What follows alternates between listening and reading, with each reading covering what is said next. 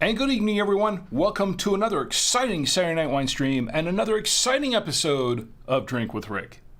I'm Rick, and tonight we are going to try a French Bordeaux. Yes, it's been a little while since we've had one, so I thought we'd try one tonight and see how it tastes and how it pairs with food. Now, tonight I do not have a great food presentation to show you. It's something I prepared myself. This is because my lovely wife Chi and my daughter Tia are up in Chicago this weekend celebrating a wedding. They are attending a wedding for a friend of ours and her new husband, and well, we're going to toast them tonight, as a matter of fact. So her birthday is tomorrow, so I'm also going to be toasting her birthday on the show tonight. Almost forgot about that, didn't I? Not good. Somebody remind me just in case I forget during the show. All right, well, welcome to the show tonight. This is Drink with Rick on the Saturday Night Wine Stream. This is a stream of consciousness kind of show. I do have my show notes, and they're right here, as always. Different show notes for a different episode, but I don't always follow them verbatim.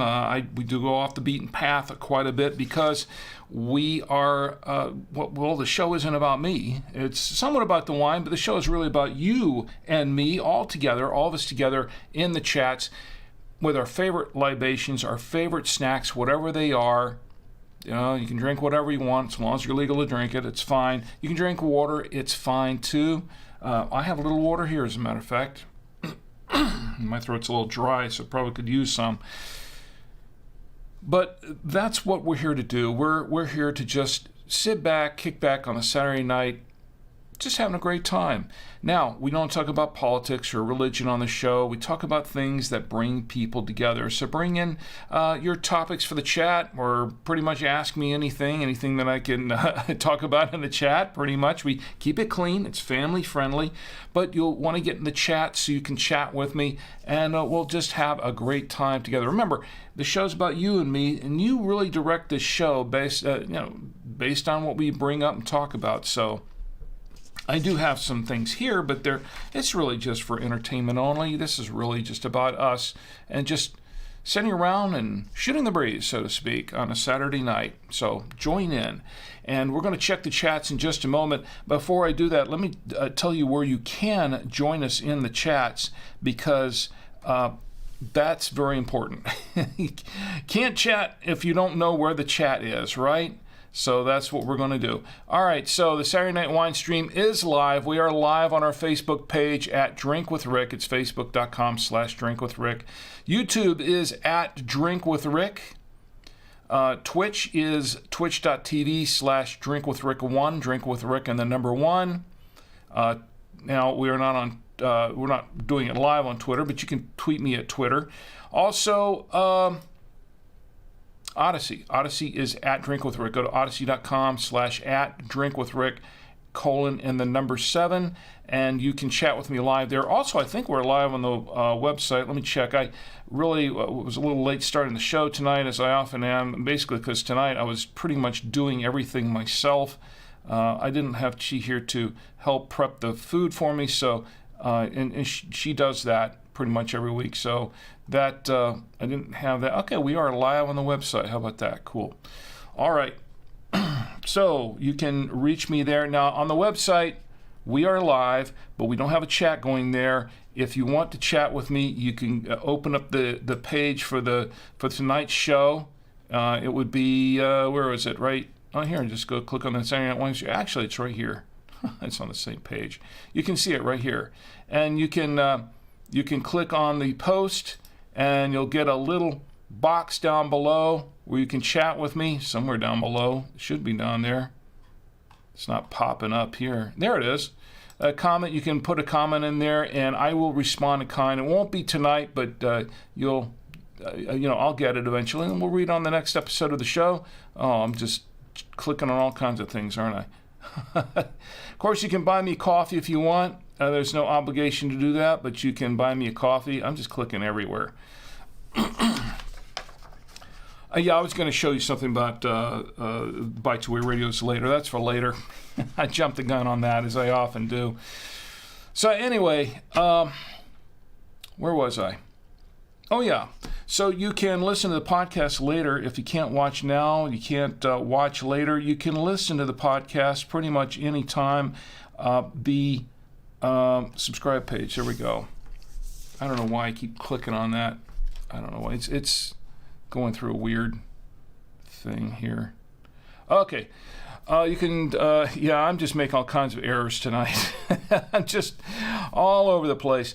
All right, well, if you can't watch now or you can't watch later, you can also listen anytime. The podcast version of this show goes out at 10 p.m. on Mondays. Mondays, 10 p.m. Eastern Time, Eastern Daylight Time right now. And you can listen on Apple Podcasts, Google Podcasts, Spotify, TuneIn, Blueberry.com, iHeartRadio, Deezer Radio, Amazon Music, and podcastindex.org.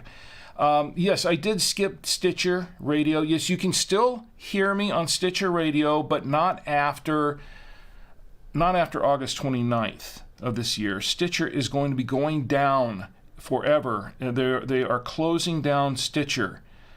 So that is going to be, that's sad news. But Stitcher's going away. So after August 29th, if you have a Stitcher app, if you're listening on the Stitcher app or in your car or whatever on Stitcher, you're not going to be able to hear this show after August 29th on that platform because it will be gone. That's the sad news. Anyway, on a happier note, my lovely wife, Chi, is in the chat on YouTube. Wow, surprised to see you, Chi. I figured you'd be out partying. You and Tia partying with all the wedding guests. Chi says hello, and right back at you, Chi. I'm glad you're here. You're gonna laugh. You're gonna be laughing at my plate tonight because it's not much of a plate.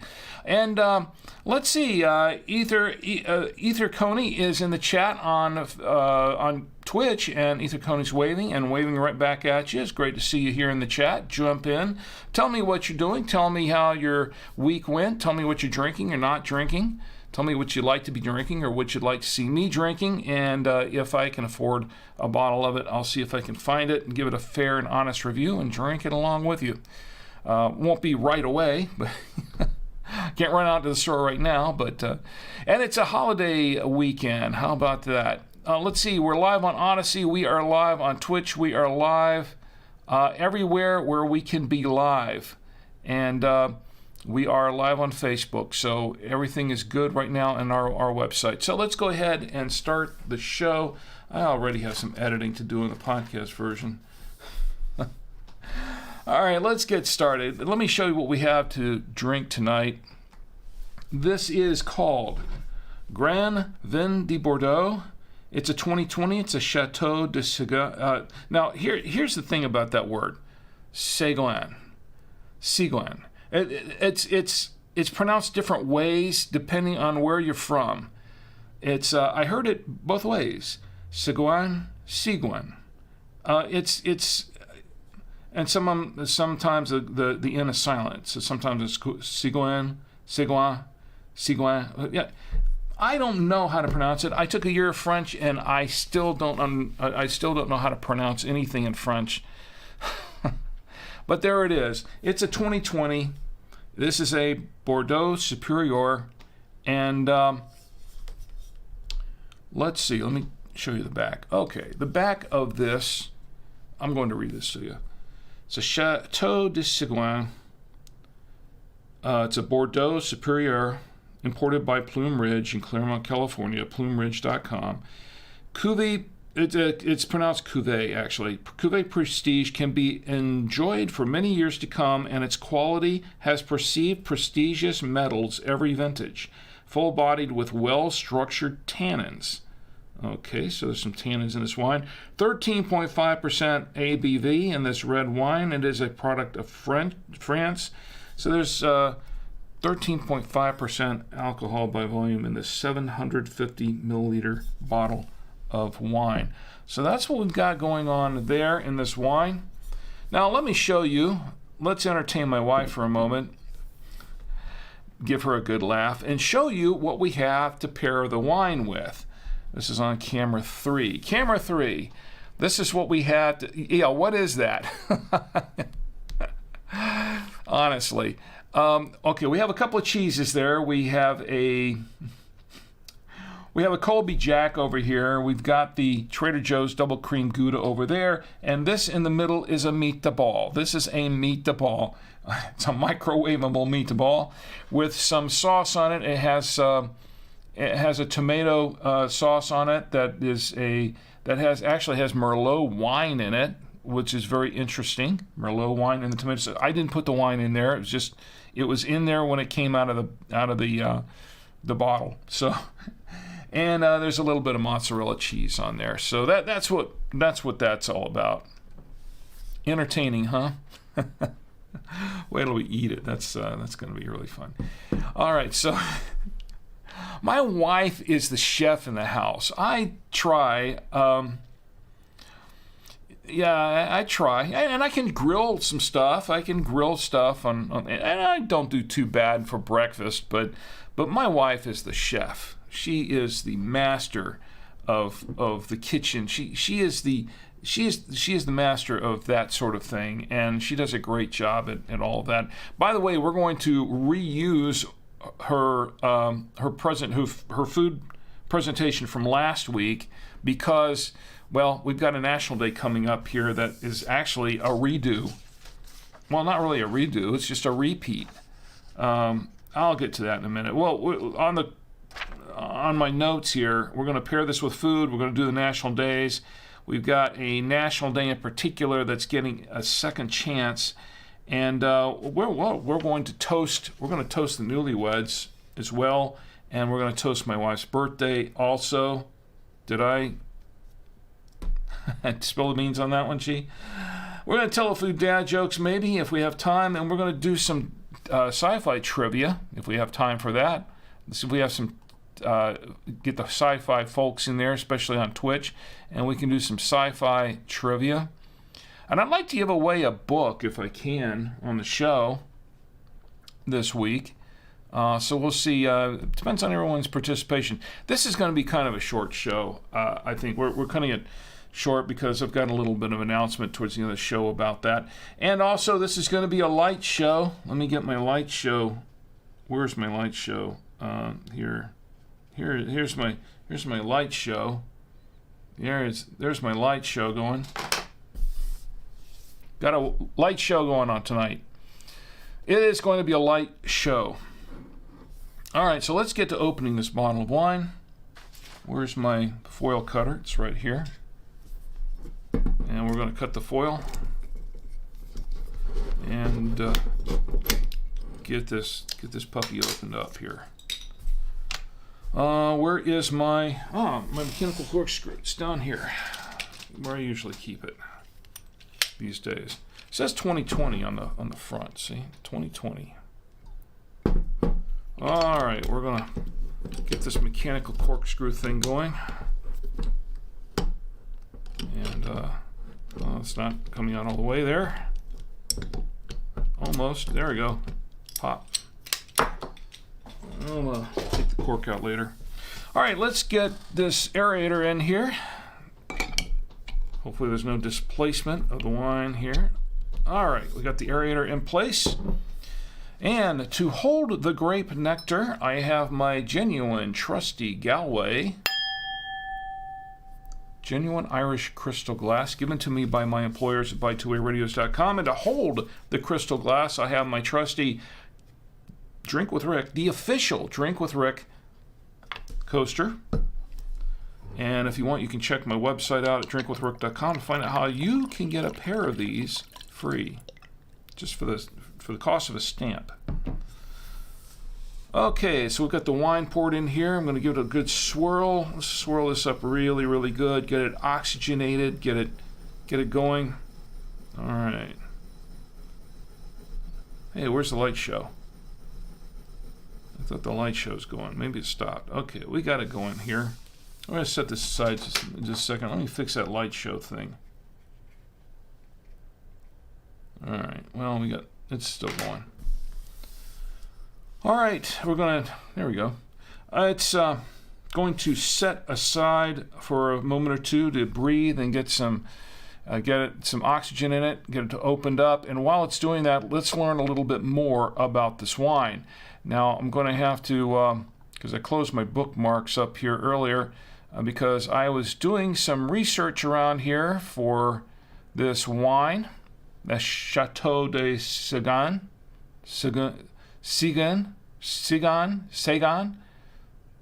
I don't know. It's wine. It's a Bordeaux. That's what's important. If it's good, we'll see if it's any good.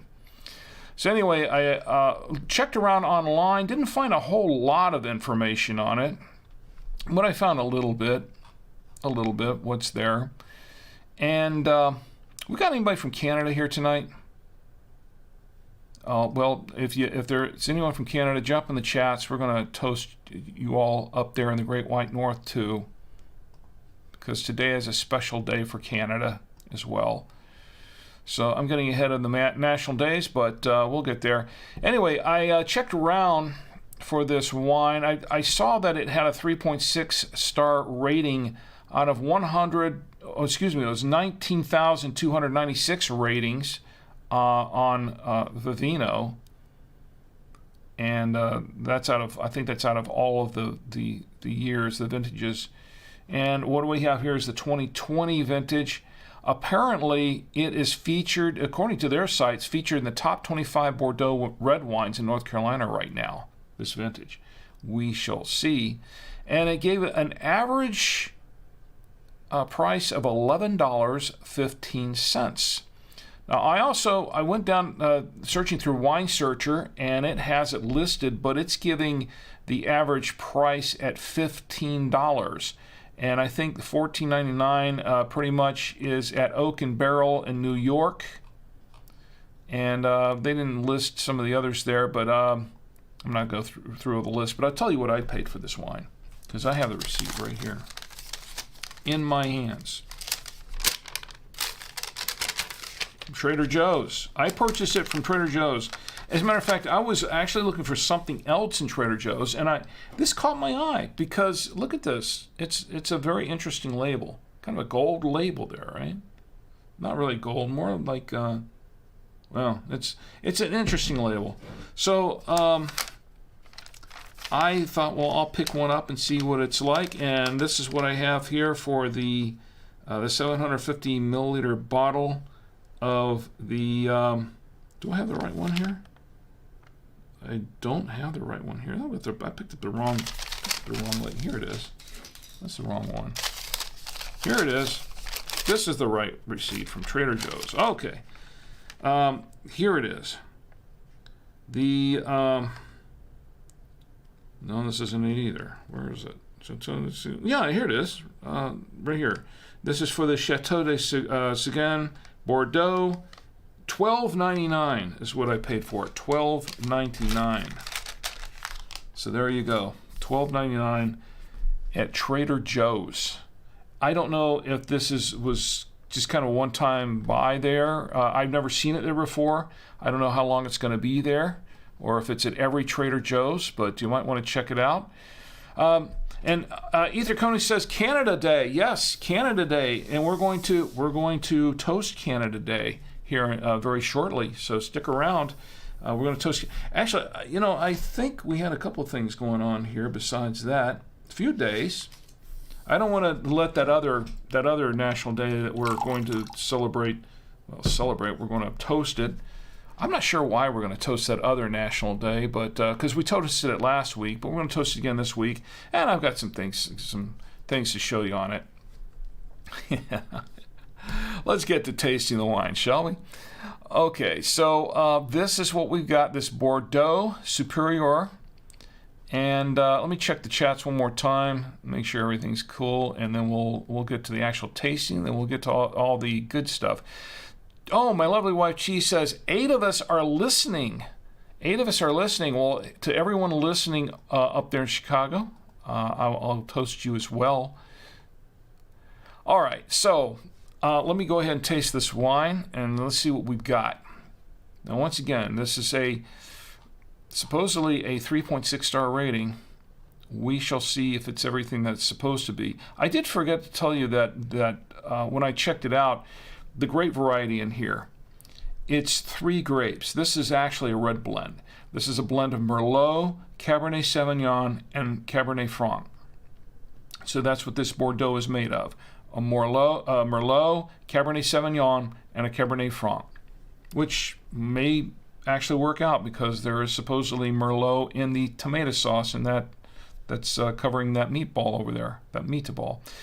It's I've got some tasting notes on here that came from their website, and I'm going to read this from their website. It says, aged in oak barrels in the pure tradition of Bordeaux Grands Crus, this wines, that's how it's there. This wines is typical blend of predominantly Merlot and Cabernet Sauvignon, ripe, intensive, and well structured. Deep red color with purplish tints. The nose is powerful with complex aromas of black fruits, cocoa, and roasted notes. The tack is frank with an ample, generous body. The well-integrated tannins are giving it a long aftertaste. This is from the Chateau de Sagan, whatever, website. So let's go ahead and taste it and see if it's what they say it is. I'm going to give it a little sniff first. Yeah, I'm getting I'm getting a little hint of cola in there. That's interesting. Yeah, blackberry on the nose. Some black fruits. Let's give it a taste.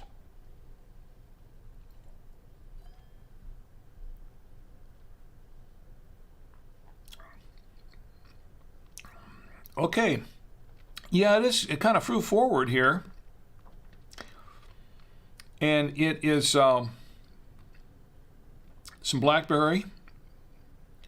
It is a little oaky. Oh, no, it's a little earthy, actually. And there is a little hint of, I want to taste a little hint of cola in there, but I don't think that's what that is. Maybe cocoa.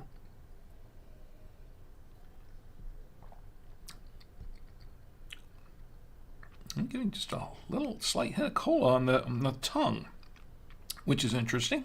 Wasn't expecting that. Didn't see anybody here mention that, but maybe that's just me. But I am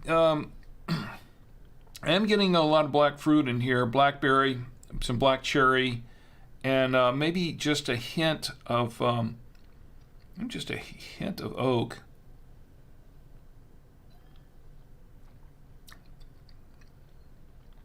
Little hint of oak, but it is kind of earthy. It is, and it's not bad though. It has a fairly decent finish. Nice finish, and it's fairly. It tastes fairly well balanced actually. I kind of like that, and I don't think it's too intense. It says intensive, but I don't find it too intense. I find it's kind of a medium to well bodied wine, medium to full body. I mean, medium to full body, but it's kind of a medium tannin. There are tannins in here, but it's medium tannin. But it's not as heavy as I thought it was going to be. So I don't know. They're saying that there is a nice finish. They say they're saying a long aftertaste on their tasting notes. It does have a long finish to it. It does.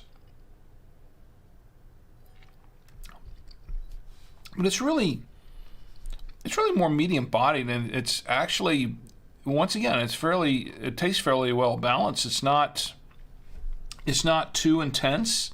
It says it's kind of intensive, but it's not. I don't think it is.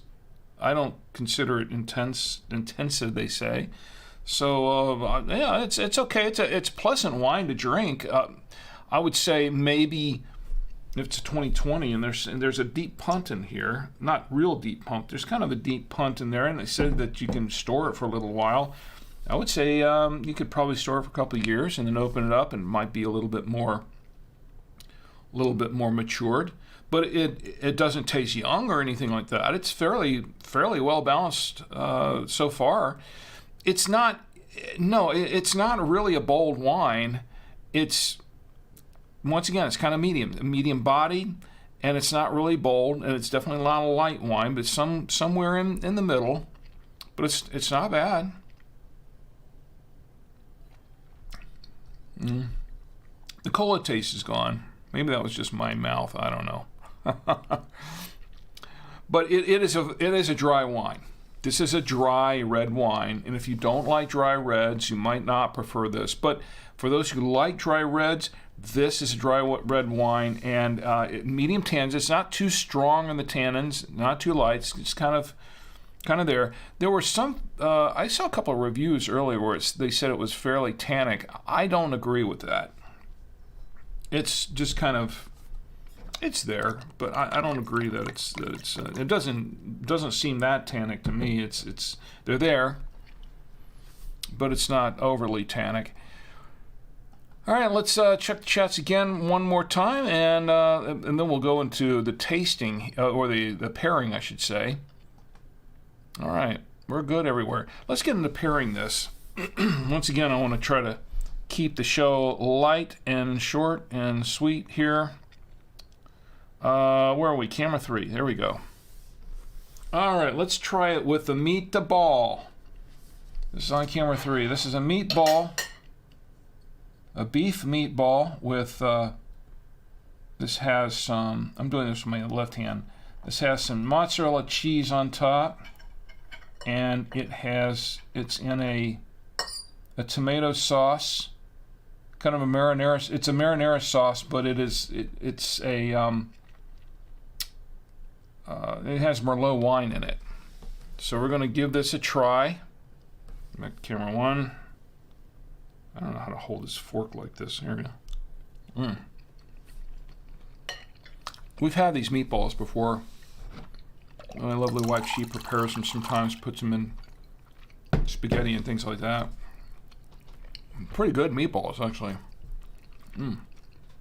Gee, where did you get these meatballs from? Let's try it with wine.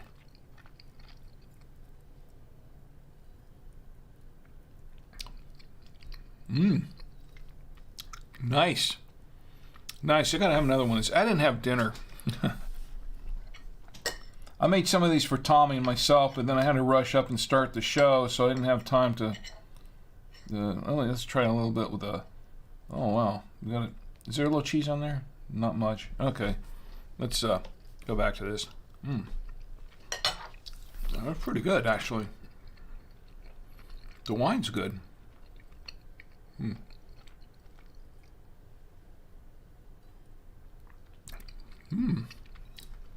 Yeah, nice pairing with this wine.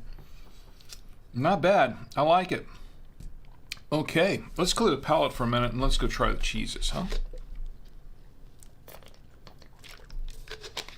It's a little warm in the studio here tonight, in Studio A.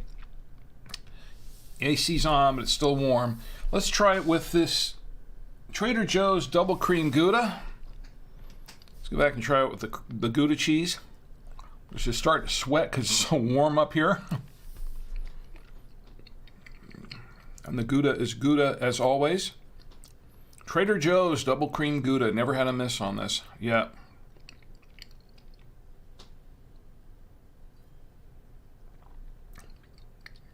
Oh, wow. Okay. It loses some of its creaminess because, sometimes it makes the wine and the cheese combination makes the Gouda creamier. Somehow the Gouda loses some of its creaminess, but it brings out a little more of the flavor of the cheese and the wine too. And there's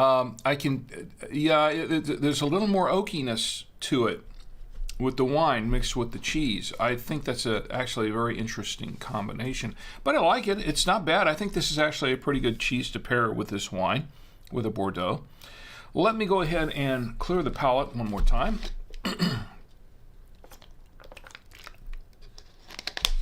And let's try it. Let's go back to camera 3. Let's try it with the Colby Jack. This is a Colby Jack cheese. I don't know who makes this, to be honest. Try it with Colby Jack.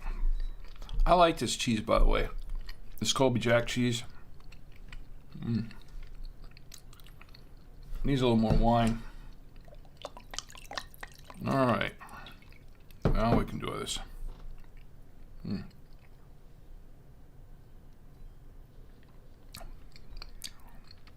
Good with the Colby. Although it adds a little bit of, not bitterness, but a little bit of sourness to it, to the wine. But it's actually pretty decent. It's not a bad taste. But the Colby is actually good. I think it works fairly well with this wine. I think this goes pretty well with the soft, because that's all we had here was soft cheeses. I think it would be okay with the soft cheeses or the hard cheeses, like say you find a Romano or something. A number of different hard cheeses I think it would work with. This is not an Italian wine. This is a French wine. So you would expect it to go with really rich French food. I think it would. But it's also something that would probably go great with a steak. I wouldn't pair this with something like fish or white meats like chicken. Unless you were going to have a chicken parmesan, then it might work okay with, because the tomato sauce would kind of work in with this. But for the most part, I think this is better with red meats. It can work with some grilled meats. I think it will work with some pastas, but I think it would also work with a lot of French dishes that are really rich dishes, and that sort of thing. So I think not bad. This is a pretty decent wine. I kind of like the wine. I think it needs to open up a little bit more, but I think that so far so good. We've been on a winning streak here with the wine lately. I have not had any really bad wines so far in season 5. Season 4 we've had a real mix, but season 5 so far the wines have been actually pretty decent. And I think one reason is because I've gone on a limb and tried wines that were recommended to me, from Trader Joe's and places like that I sort of checked out a little bit and I said, oh, okay, this looks pretty good. This sounds pretty good. I could try this out. I guess I really need to do more blind tastings or blind purchases on these wines, so to speak, and maybe make it a little more interesting, okay? Because every week saying, hey, this is a great wine, it gets kind of boring, right? And we need a little mash up here with some bad wines too, right? We've also tried some beers and some ciders and coffees on here. Now, I did give a couple of bad reviews to some of the, not really bad reviews, not great reviews, to a couple of the coffees that we've done on the show in the past. I don't have a coffee tonight. I do have the official Drink with Rick coffee maker down there, but we're not doing a coffee tonight. Maybe next week. And What's Up is in the chat on Twitch, and What's Up says, good evening, Rick, and good evening right back at you. What's Up is great to see you, and thanks for joining me here on Thursday night. We did a special Twitch-only stream on Thursday night, just for the Twitch streamer, the Twitch viewers, and that was in preparation for a couple of things that I'm planning to do. I have a little bit of announcement at the end of the show too, so stick around for that. Okay, well, we got the pairing out of the way. let's go ahead and toast the national days. That's what it's time for. Time to toast the national days. By the way, Ether, are you from Canada? Are you Canadian? If so, we're about to toast Canada here, as a matter of fact. Let's go ahead and put up the toasting. There we go. There's our National Days toasting backdrop. And let's go ahead and toast the National Days. I have to reload the wine glass again. Let's get it ready to toast the National Days. Then I have a couple of other things to toast. We have a wedding to toast and a birthday to toast as well tonight. Very special birthday, by the way, for a very special lady. Okay. All right, first of all, the National Days. Let's pull up the National Days.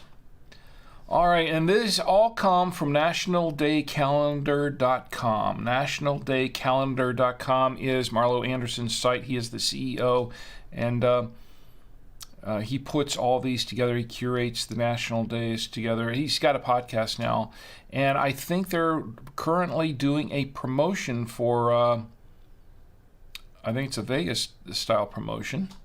You can check out their website, nationaldaycalendar.com, and you can sign up for that and see. You might win. Might win. All right, so July 1st. July 1st, Saturday, July 1st, 2023 is National Play Outside Day. And, of course, that's the first Saturday every month. It's National Play Outside Day. We did not play outside. I slept in, so did my son. We took advantage of the fact that the girls were out, up in Chicago, and we just kind of slept in. made a late, just kind of, it was nice. It was a nice, relaxing night for that. Anyway, here's the National Play Outside Day. I'll drink to that. It's also International Reggae Day. July 1st is International Reggae Day. Do you like reggae? Now, I do like reggae. It's not my favorite type of music, but I do like reggae, and I like to listen to reggae sometimes. My lovely wife, she likes some reggae, and she's listened to it. She has a few reggae albums on CD that she used to play a lot. Some Bob Marley and all that, and I was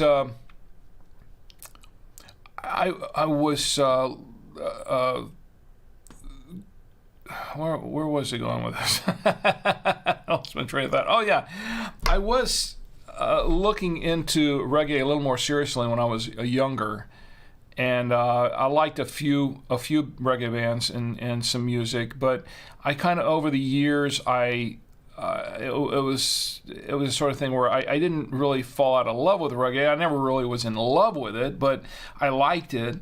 And over the years, it's just I've listened to it less and less. I should start to, I'm kind of in a reggae mood now, actually. I'm in the mood to listen to some reggae. And Ether says, yep, just got back from a float parade.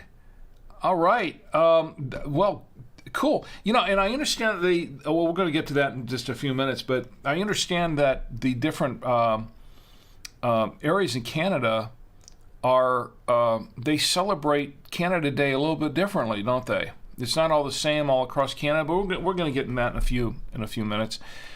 Let's get back to the national days. Anyway, what I was going to do? Oh yes, International Reggae Day. I'll drink to that. Okay, it's also National Hop a Park Day. First Saturday in July is National Hop a Park Day. Hop a Park Day. I haven't had that much yet. Let's have some more. They don't have an excuse. Okay, I've got a hop a park story. If you're familiar with hopping parks, park hopping, that's something that when I was working at Disney and they first opened Epcot, and then they opened the Disney the Disney MGM Studios at the time. Now it's I don't know what they call it anymore. But when they first did that, and I was still working at Disney when they opened up Epcot and all that. And when I was working there, I used to do park hopping all the time. And on my day off, I'd go, because I had a card the Disney employees at the time, I don't know if they're really still doing this much, but at the time, because I worked there, I had a pass that would allow me and 3 other people to get into the park for free, pretty much any time. Just go for the day, on my day off or whatever, and go to the park, and bring some of my friends with me or family or whatever. And when Epcot opened up, we would park hop. We would spend part of the day in the Magic Kingdom, and then we would run over to Epcot and spend the other half of the day there. Or we'd go back and forth between them because they had the monorail that ran back and forth between the 2 parks, and you just go in and out of each park as you wanted to, and it was a lot of fun. It was a lot of fun. We got to mix it up. It was, it was kind of a bit of freedom there to go back and forth. Over the years, I think Disney kind of realized the value in that, and because a lot of people wanted to do park hopping, so they set up a whole park hopping pass where you could pay a little extra. See, they never think of saving you money. They always think of, hey, how much more can we charge them for 2 parks rather than 1? So they would do this park hopping pass, and you could go. You buy that special pass, and you can go between the parks as much as you wanted. And that's fine. And when the Disney MGM Studios park opened up, they did the same thing and included that all three parks. So that's kind of what we did. And that was a lot of fun back then. It really was. Back when Disney was fun to go to. And it didn't cost an arm and a leg. Anyway, here's to National Hop a Park Day. I'll drink to that. I gotta take the hat off, don't I? Yeah, I keep forgetting to do that. It's also National Ginger Snap Day. July 1st is National Ginger Snap Day. I love ginger snaps. You like ginger snaps? The cookie? Oh, they're really good. Yeah, sort of like Snickerdoodles, but they're ginger snaps. So Snickerdoodles are usually like softer, right? And then ginger snaps are harder cookie, I think, because they snap. And I'm not talking about that movie, okay? Ginger Snaps. That's no. I'm not talking about the movie. I'm talking about the Ginger Snaps, the cookie, okay? So we're not going there with the movie. All right, here's to National Ginger Snap Day. I will drink to that.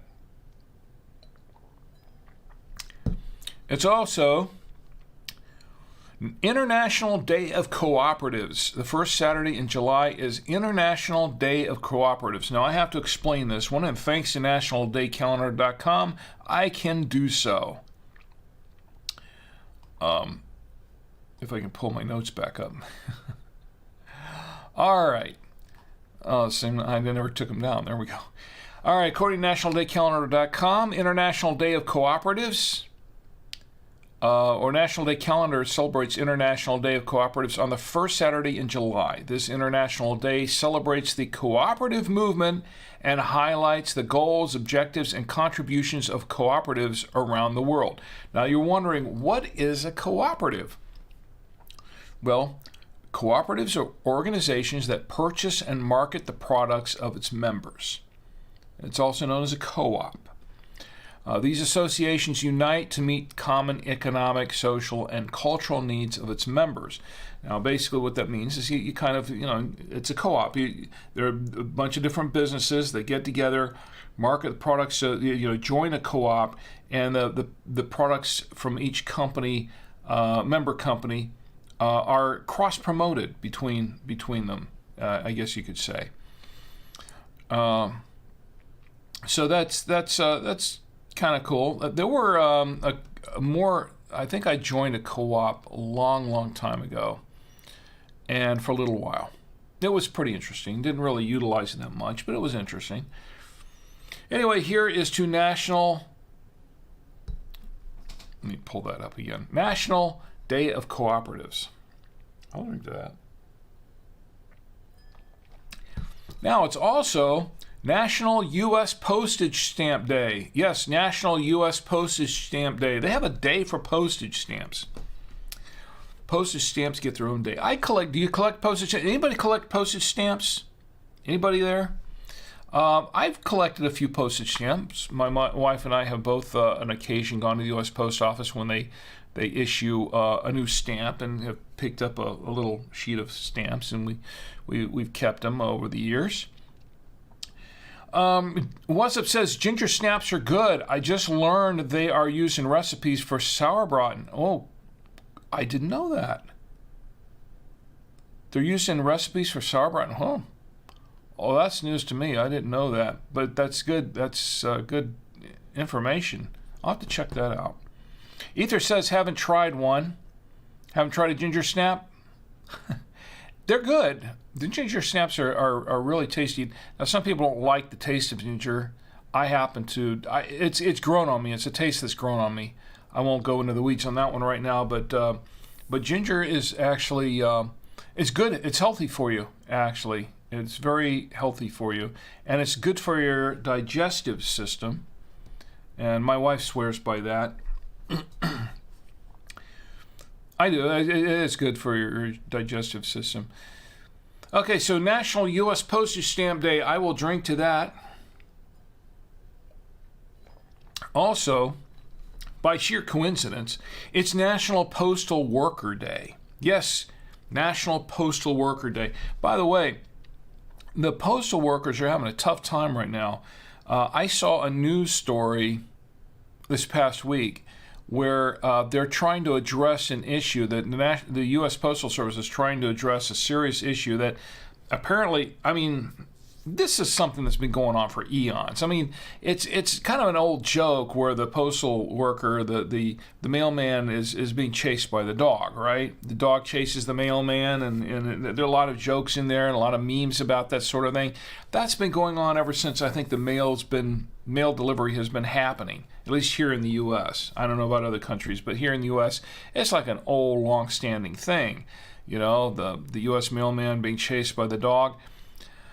It's come up to 2023 where the U.S. Postal Service is finally starting to kind of look at this and say, we've got to do something. Really? It's only been like, what? The U.S. Postal Service has only been around since, the 1700s or whatever, and now you're going to start looking at it? I don't know. Maybe they've been looking at it for a while, but apparently they're trying to come up with some kind of resolution for it, because apparently this year so far has been a record year for dog attacks on U.S. postal workers. Now, I'm not really trying to make light of this because, I mean, it can be a dangerous job, you know, in that sense. There have been, I don't have the numbers in front of me, but I do, from what I saw and heard on the news story about this, that U.S. postal workers have really been under some serious attack, have suffered from a lot of serious dog attacks. So it's a dangerous job. And you know what? In a lot of ways, I think being a U.S. postal worker is kind of a thankless job. So it's, you know, a lot of long, hard hours. And, these people have to go into some pretty dangerous areas to deliver the mail, because they have to deliver the mail. You know, you think it's some pretty dangerous neighborhoods, and they're still having to go there to deliver the mail. I mean, in some cases, they're literally taking their life in their hands by doing that. So, and I guess a lot of people, a lot of people in the suburbs and whatever don't really think about that much. They just see their mailman coming by and deliver the mail. But, these people have to go to sometimes they have to go out to some pretty rural places, and sometimes into some really dangerous places. So to deliver the mail every day, they do this every day, through sleet, through snow, through, how's that go? Through the dark and gloom of night and all that kind of stuff. They got to deliver the mail. So, yeah, I would say, yes, here's to National Postal Worker Day. I'll drink to that. For our national postal workers.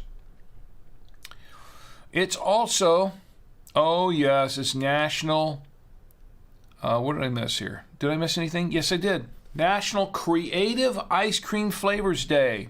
Today is National Creative Ice Cream Flavors Day. Now let's talk about creative ice cream flavors. I love ice cream. Who doesn't love ice cream?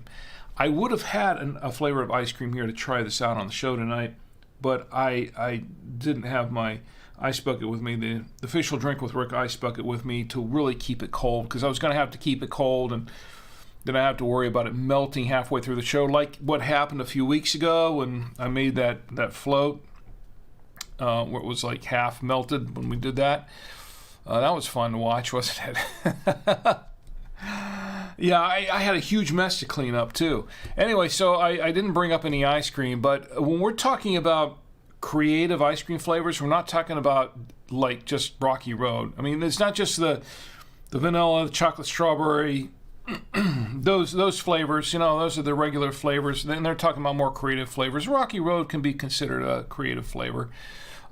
Birthday cake. I love birthday cake ice cream. That's really good. Superman ice cream. I've had that up north in not up north, but up in Blowing Rock, North Carolina. They have a great ice cream place, and they serve the Superman ice cream, and it's really cool. I like that. Different flavors, a lot of probably cancer-causing dyes for coloring the thing, blue and red, white, and blue stuff. Who knows? Red number 40. But it tastes good. It's really tasty. A lot of really interesting flavors. But you know what? There are some really, really strange flavors that I've heard about. And I'm not going to go through them all tonight. But I have heard they've got bacon-flavored ice cream. There's like a fish flavored ice cream or something like that. I mean, the stuff that I think is pretty nasty, but there are some flavors of ice cream out there like that. Very creative. I'd say that's ultra creative. Fish flavored ice cream. I don't think I could broccoli flavored ice cream and stuff like that. I don't know. I don't know that I could eat that. But I have heard some of them are supposedly very good. Some people really like them. I guess you have to have a taste for that. Bacon flavored ice cream, I don't know. I don't know about it. I will tell you this though. Here's something I've run across. I've got to show you this. I stop the show for a second. I got to show you this. Here we go. In the photos. All right, let me turn this off for just a minute. Let me move this up. Okay. Let me show you what I ran across at Harris Teeter the other day, our local Harris Teeter. And they usually have a shelf full of candies and stuff like that. And we're talking about bacon-flavored ice cream. Let me show you this. This is what I found at our local Harris Teeter here just the other day. And I told my son Tommy, who was with me at the time, I said, do you think I should get some of this? And he goes, oh, gross, no. This is what I came across. This is, I kid you not, this was on the shelf. You can see it there. I took a photo of it. Oscar Mayer, and that's the brand on there, Oscar Mayer brand. This is supposed to be candy, I guess. I didn't buy any. I didn't want to risk it. Oscar Mayer brand gummy bacon. I kid you not. You're looking at it right here. For those who can see it, you can see it right here on the stream. For those who are listening to the podcast later, you just have to trust me on it. You don't really want the description. It looks like a package of bacon. It looks just like a package of bacon, like you'd pull from your refrigerator case, at the supermarket. It looks like bacon, but they're gummies. It's gummy bacon. It was $5.99. I actually thought about springing for some, and I thought, well, it could be fun to try it out on the show tonight. But then I looked at the ingredients, and I said, and the ingredients were a lot of artificial ingredients, a lot of the scary stuff in there. So I thought, you know what? I think I'll pass. I don't want to eat this. Okay, but if you look next to that's not all. If you look next to the gummy bacon, there is the Oscar Mayer gummy hot dogs. No, yes. Oscar Mayer gummy hot dogs. Really, seriously, same price, $5.99, by the way, Harris Teeter. I'll wait till they go on sale, and I probably still won't buy it. Gummy hot dogs is supposed to taste like, I don't know, it's supposed to taste like a real hot dog? It's supposed to taste like real bacon? See, now my curiosity's piqued. Does it really taste like bacon? Does it really taste like hot dog? Okay, also next to that in the shelf, which isn't really shown, but you can see a corner of the package on the left-hand side.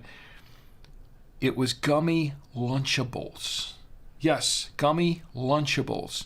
You can take all these little gummies, put them together, and make a little Lunchable sandwich like you could with the Lunchables, you know? Have we gone insane yet, or what? Have we just utterly gone insane? All right. Yeah, well, yeah, the show, that was a real showstopper, wasn't it? All right, let's get back. Yeah, that's quiet in the chats now. It's like what? Yes, gummy bacon and gummy hot dogs and gummy Lunchables. What will they think of next? I shudder to think. Anyway, so let's get back to the toasting here. All right, so for the toasting, it is National, what was it here? National Creative Ice Cream Flavors Day. I will drink to that, to a point. I've reached that point. There we go. We have one more national day to toast, and it is, everybody ready? Everybody ready? Drum roll, please. Where's my drum roll? Yeah. It is National. Well, because it is national. It's National Canada Day. It's Canada Day. And I don't think they call it National Canada Day. It's Canada Day.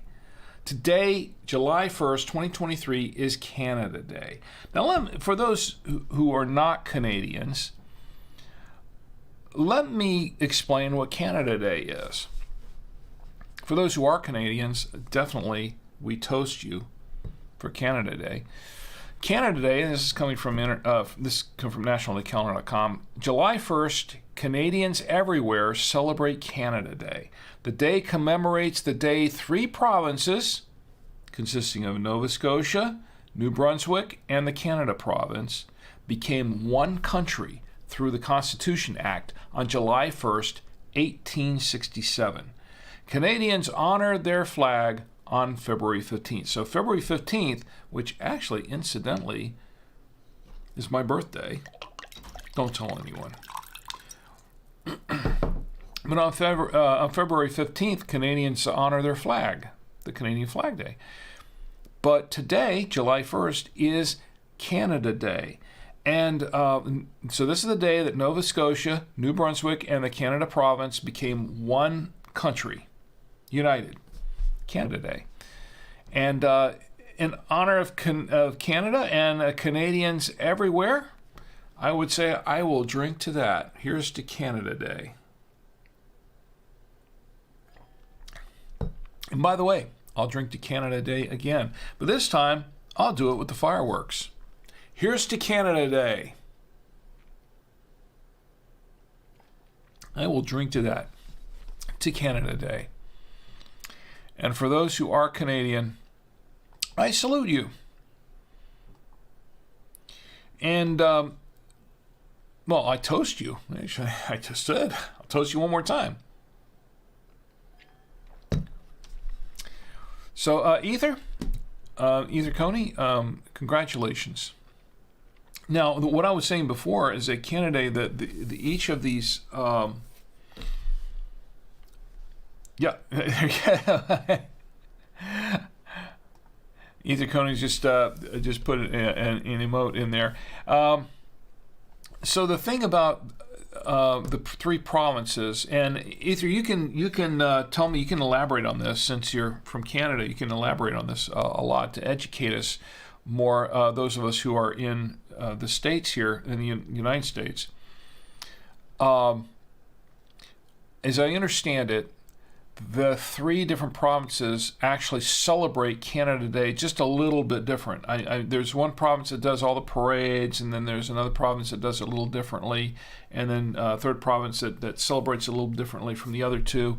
I'm not really sure about, because I'm not from Canada, obviously, how all that works, but that I find that very, very interesting, that each province has their own way of doing it, of celebrating Canada. I think that's actually pretty cool. It's actually very, very interesting. Anyway, to Canada Day, once again. Okay, so we've got some, we're going to have some birthdays to toast, but I have a few other national days to toast before we get there. I have a birthday to toast and a wedding to toast, as a matter of fact. Get ready for that. I love weddings. And let's see. Let's get to the National Day first for July 2nd, because it's going to be July 2nd and another 43 minutes. Oh, excuse me. Yes, 43 minutes. It's going to be July 2nd, 2023. July 2nd is National Wildland Firefighter Day. That's a tough job. It's a very, very dangerous one. I will toast the wildland firefighters. I'll drink to that. And as a matter of fact, Canada is actually dealing with a lot of that right now. We've been getting a lot of the smoke from the wildfires up in Canada right now. And that's been happening for the last couple of weeks. I think at least the last week or two. But Canada has been dealing with a lot of wildfire issues. I think, from what I've heard, that so far the amount of the area, the coverage of, and now once again, I'm not making this up. This is just what I've heard from the news, that so far the area of destruction from the wildfires in Canada has reached the size of, did they say it was the size of Texas? I think that's what it was. No, maybe not Texas. It was one of our bigger states, but I think it was Texas. But apparently an area that size, that's how much of land has been consumed by these wildfires. Now, Canada is a very, very large country. So, but I don't want to say it's Texas, but I think that's what it was, right? Ether, you can tell me, you can set the record straight here if I'm completely wrong on that. But from what I've heard, that's been the issue. So I tell you what, we are we really feel for all of our Canadian friends up there who are having to deal with this, and hope that gets resolved soon, because that's just terrible. I mean, we had wildfires in Washington State and California. We get them every year, and it's always devastating. It's just terrible thing to hear, and I hope our Canadian friends up there can get through this fine. So we're thinking of you up there as well. Ether says, oh, okay. And first of all, Ether says, can't wait to see gummy meatballs. They may have those. They may actually have those. But Ether also says, I think it has almost reached Maryland. Oh, my. That's not good either. It's crossing the border into Maryland. That's not good. And Ether's not sure as well on the amount of coverage, but it's a very, very extremely large area. So anyway, getting back to that, here is to, Ether says the size of Maryland. Okay, so it might be the size of Maryland. I think you're actually right. No need to apologize on that. I think it might be, Texas is a pretty big state, so it might be Maryland I was thinking of. No need to apologize on that. I think it's Maryland. I think that might have been what I saw there. It was one of the states, probably Maryland. Let's hope it was the size of Maryland and not the size of Texas. It would be bad for it to be the size of Maryland, but boy, the size of Texas. Better to be the size of Maryland than the size of Texas, but better not to have the wildfires at all, obviously. But we'll just take the lesser of the two if we can. So you're probably correct on that, either. You're probably correct. Anyway, so here's to the National Wildland Firefighter Day. I will drink to that. It's also National Anisette Day. I don't taste any anisette in this wine, but I will drink to that. Okay, here we come to the big one. Another drum roll, please. It's National... Oh, it's World. I need another drum roll. I messed that up. It's World UFO Day. Yes. Okay, so let me explain this. Because we celebrated UFO Day just last week on this show. Well, let me explain how this works. World UFO Day is July 24th. It's also July 2nd. It's June 24th. Did I say July 24th? June 24th, I meant. It's World UFO Day. It's not national. It's World UFO Day is June 24th and July 2nd. So let me explain how that works. Because I just figured it out myself by going to nationaldaycalendar.com. They had to explain it to me. Because I thought, well, wait a minute. We just celebrated World UFO Day, or UFO Day, last week. And in honor of World UFO Day, my wife made a really nice presentation, a food presentation, which I'm going to show again in just a moment. But I thought to myself, well, that's crazy. Why did they get two days? And there's a reason for this. Okay, so I'm reading this from nationaldaycalendar.com. World UFO Day commemorates two separate dates, June 24th and July 2nd. On the nationaldaycalendar.com, National Day Calendar.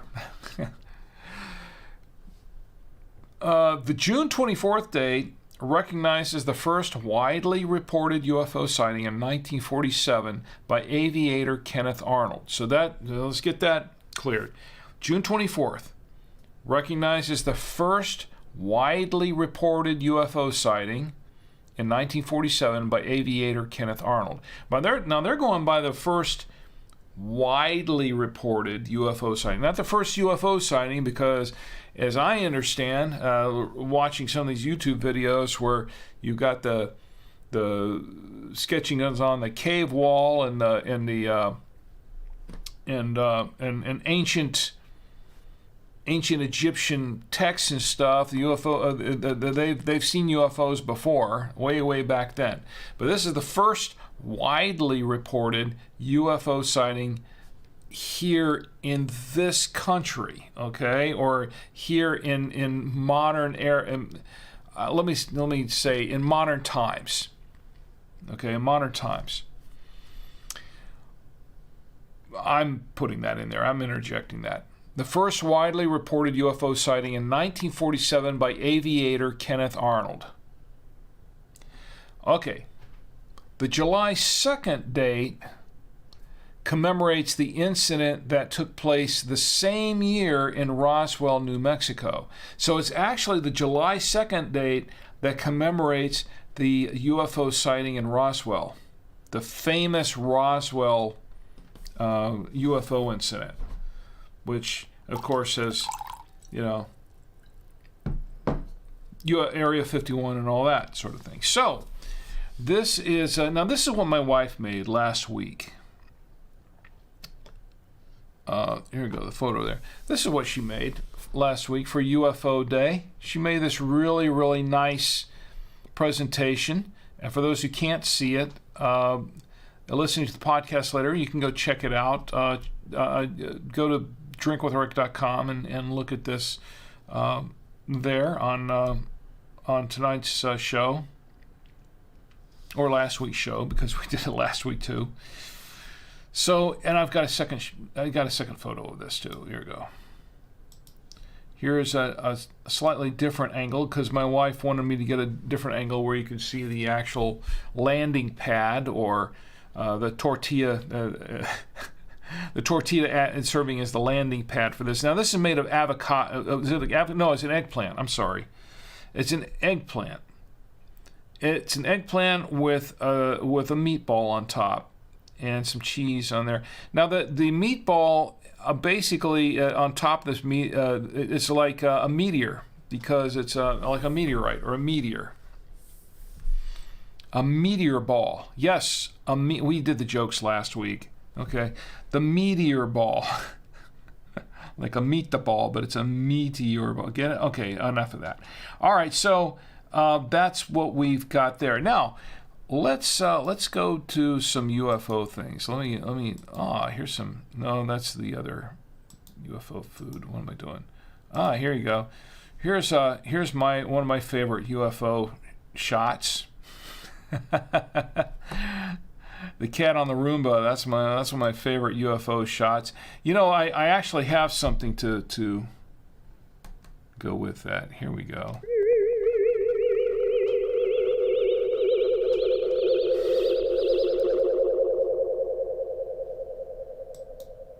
Yeah, the UFO, the classic UFO shot.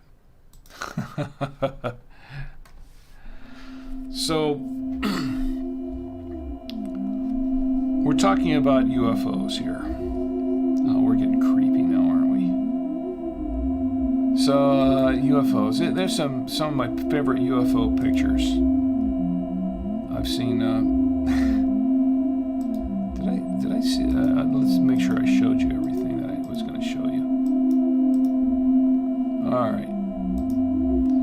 So anyway, that's what World UFO Day is about. And so there are two separate dates, June 24th and also July 2nd. So that's the July 2nd date commemorating the incident that took place the same year in Roswell, New Mexico. So there you go. All right, so here is to World UFO Day. I'll drink to that. Everyone has their theories on what these UFOs are. Tom Antio's in the chat, by the way. Tom Antio says, "How's the wine?" It's actually pretty decent. This is a Bordeaux. It's actually pretty good. This is what this is. It's a Grand Vin de Bordeaux. It's a 2020 Chateau de Sigan. It depends on how you pronounce Sigan or Sigan. It's a Bordeaux Superior. It's actually pretty good. It's a mix of Merlot and a couple of other wines I don't remember right offhand. It's a mix of Merlot, Cabernet Sauvignon, and Cabernet Franc, and I do not know what the percentages are on each of those, to be honest. So that's that. Let me go back to this. There we go. All right, so here once again is to World UFO Day. Number 2. All right. So I think that does it for pretty much for the national days.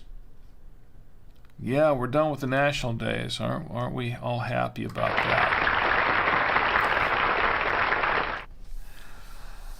All right. So anyway, I have a day to toast that I want to commemorate.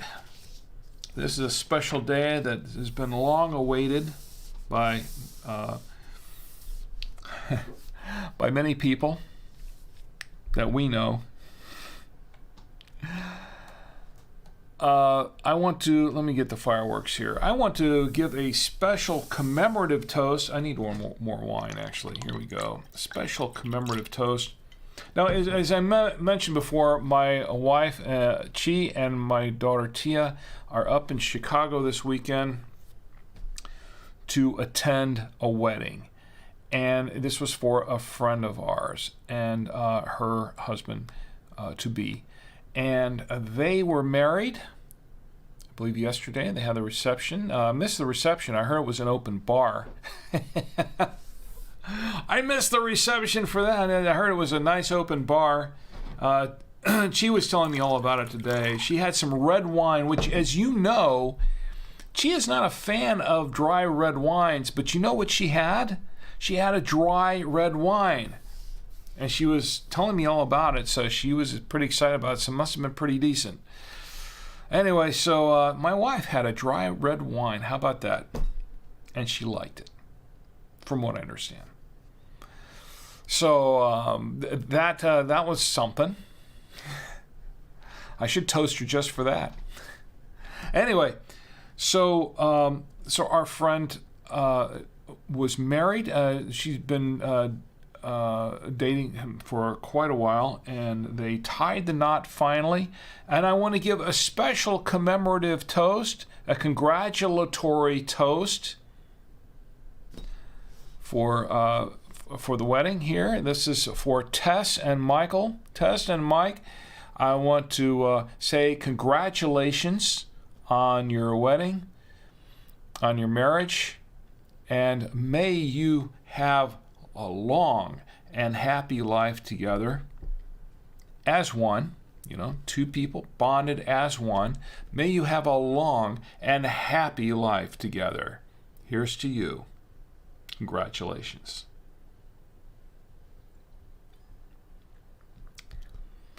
And I'll toast that again. To Tess and Michael and Tess, congratulations.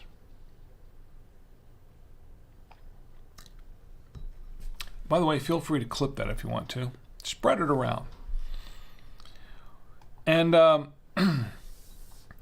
let's go back to the chats for just a minute before we get to one. I've got one more toast to do. Let me catch up on here on the chats. So Tom Antio says, sounds scrumptious. Yes, it's actually a pretty decent wine.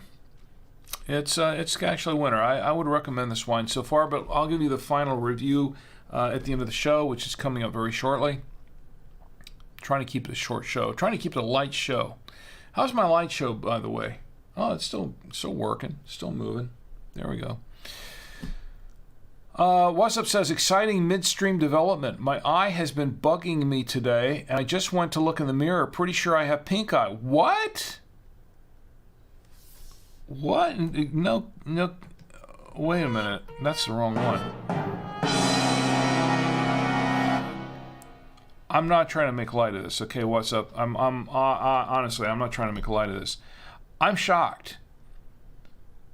Exciting midstream development. My eye has been bugging me today, and I just went to look in the mirror. Pretty sure I have pink eye.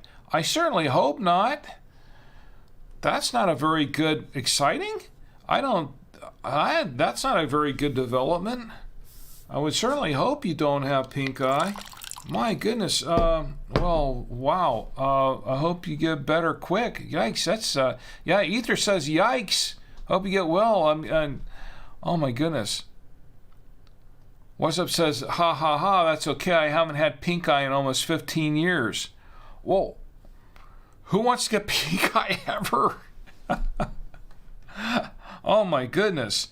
Well, I certainly hope you do recover quickly. I don't wish pink eye on anybody.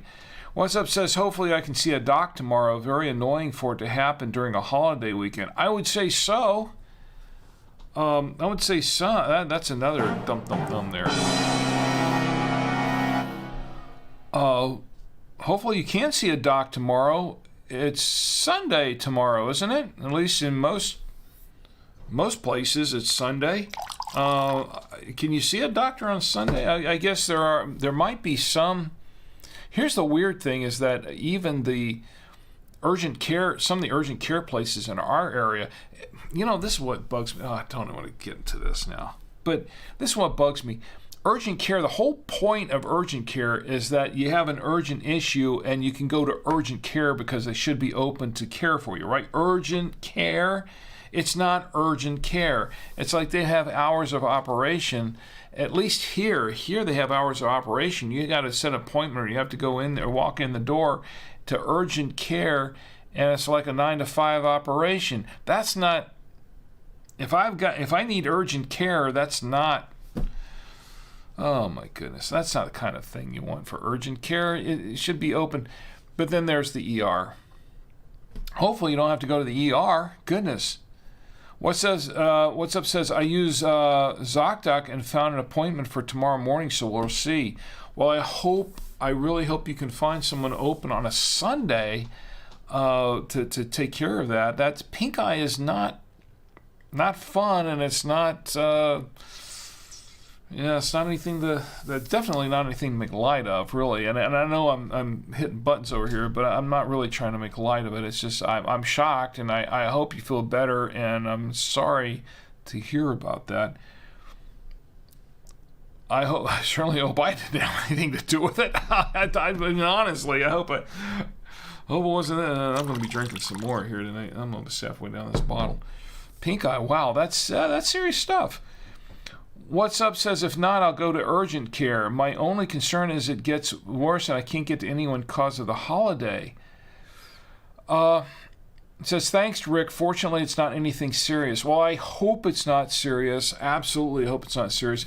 Look, you see me. I've got glasses on, and I have a very poor eyesight. And I am very sensitive to that stuff. And once again, that's one of the things about the podcast version, and I'm not trying to promote the podcast here. Is what I'm saying is that what we're doing here is a very visual show. We show a lot of visuals. We do a lot of visual effects. We do a lot of things on the show that people listening to the podcast can't see or experience. And oftentimes when the show is done, I have to stay up 2 or 3 hours later to like 2 or 3 o'clock in the morning, much to the chagrin of my wife, staying up editing the podcast version of the show so that I can optimize that for, and it's not just for those who, excuse me, not just for those who can't see the visuals because they're listening to a podcast, but for those who are visually impaired.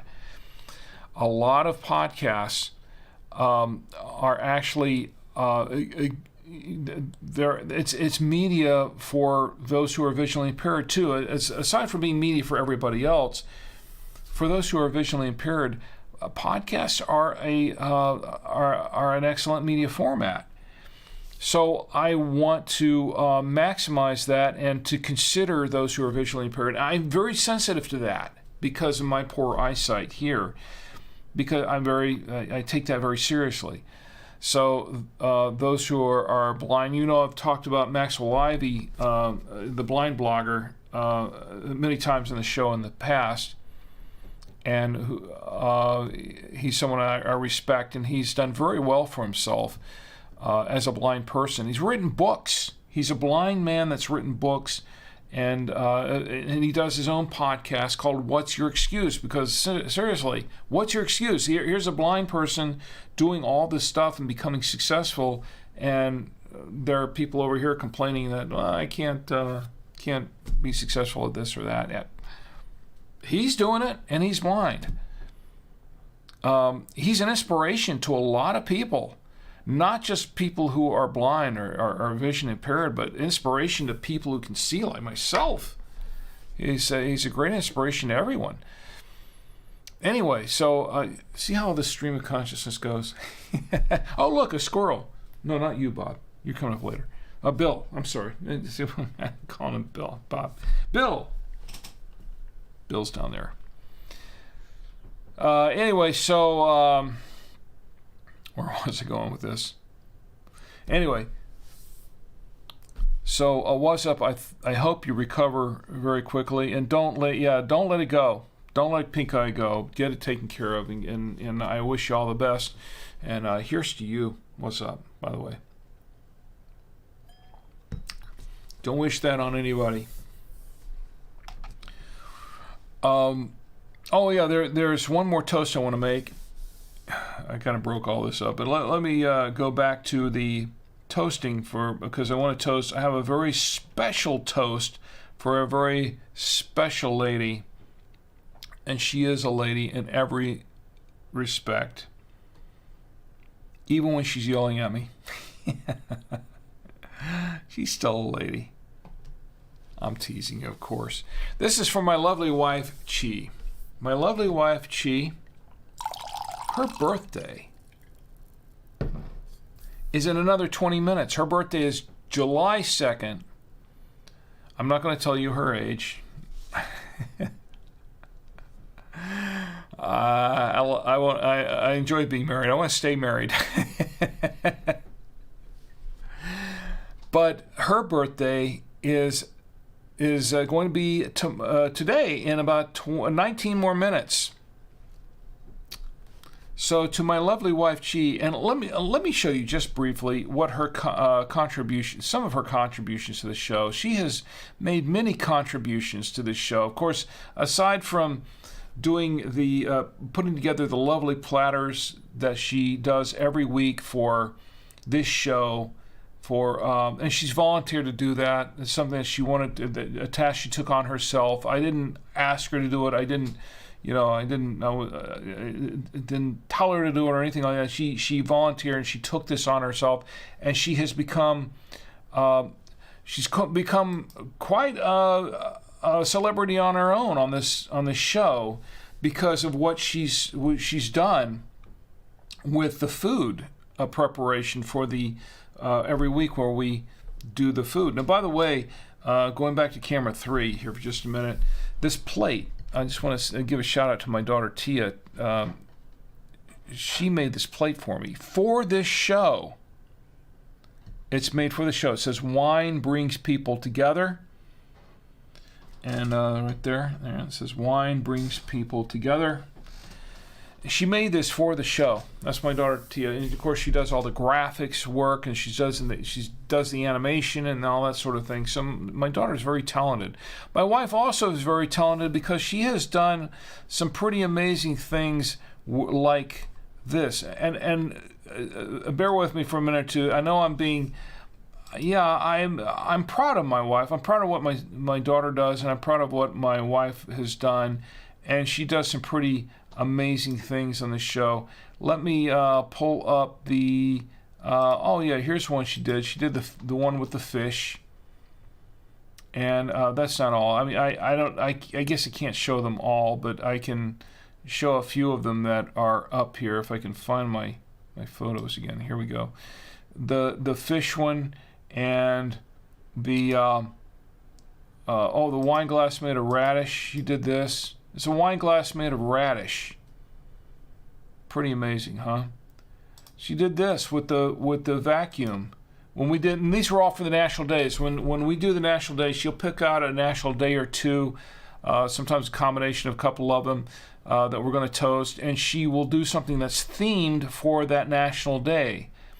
So that's what that is. I don't remember right offhand what that one was for, but she did this ladybug. This is all made out of food. It's all made out of food.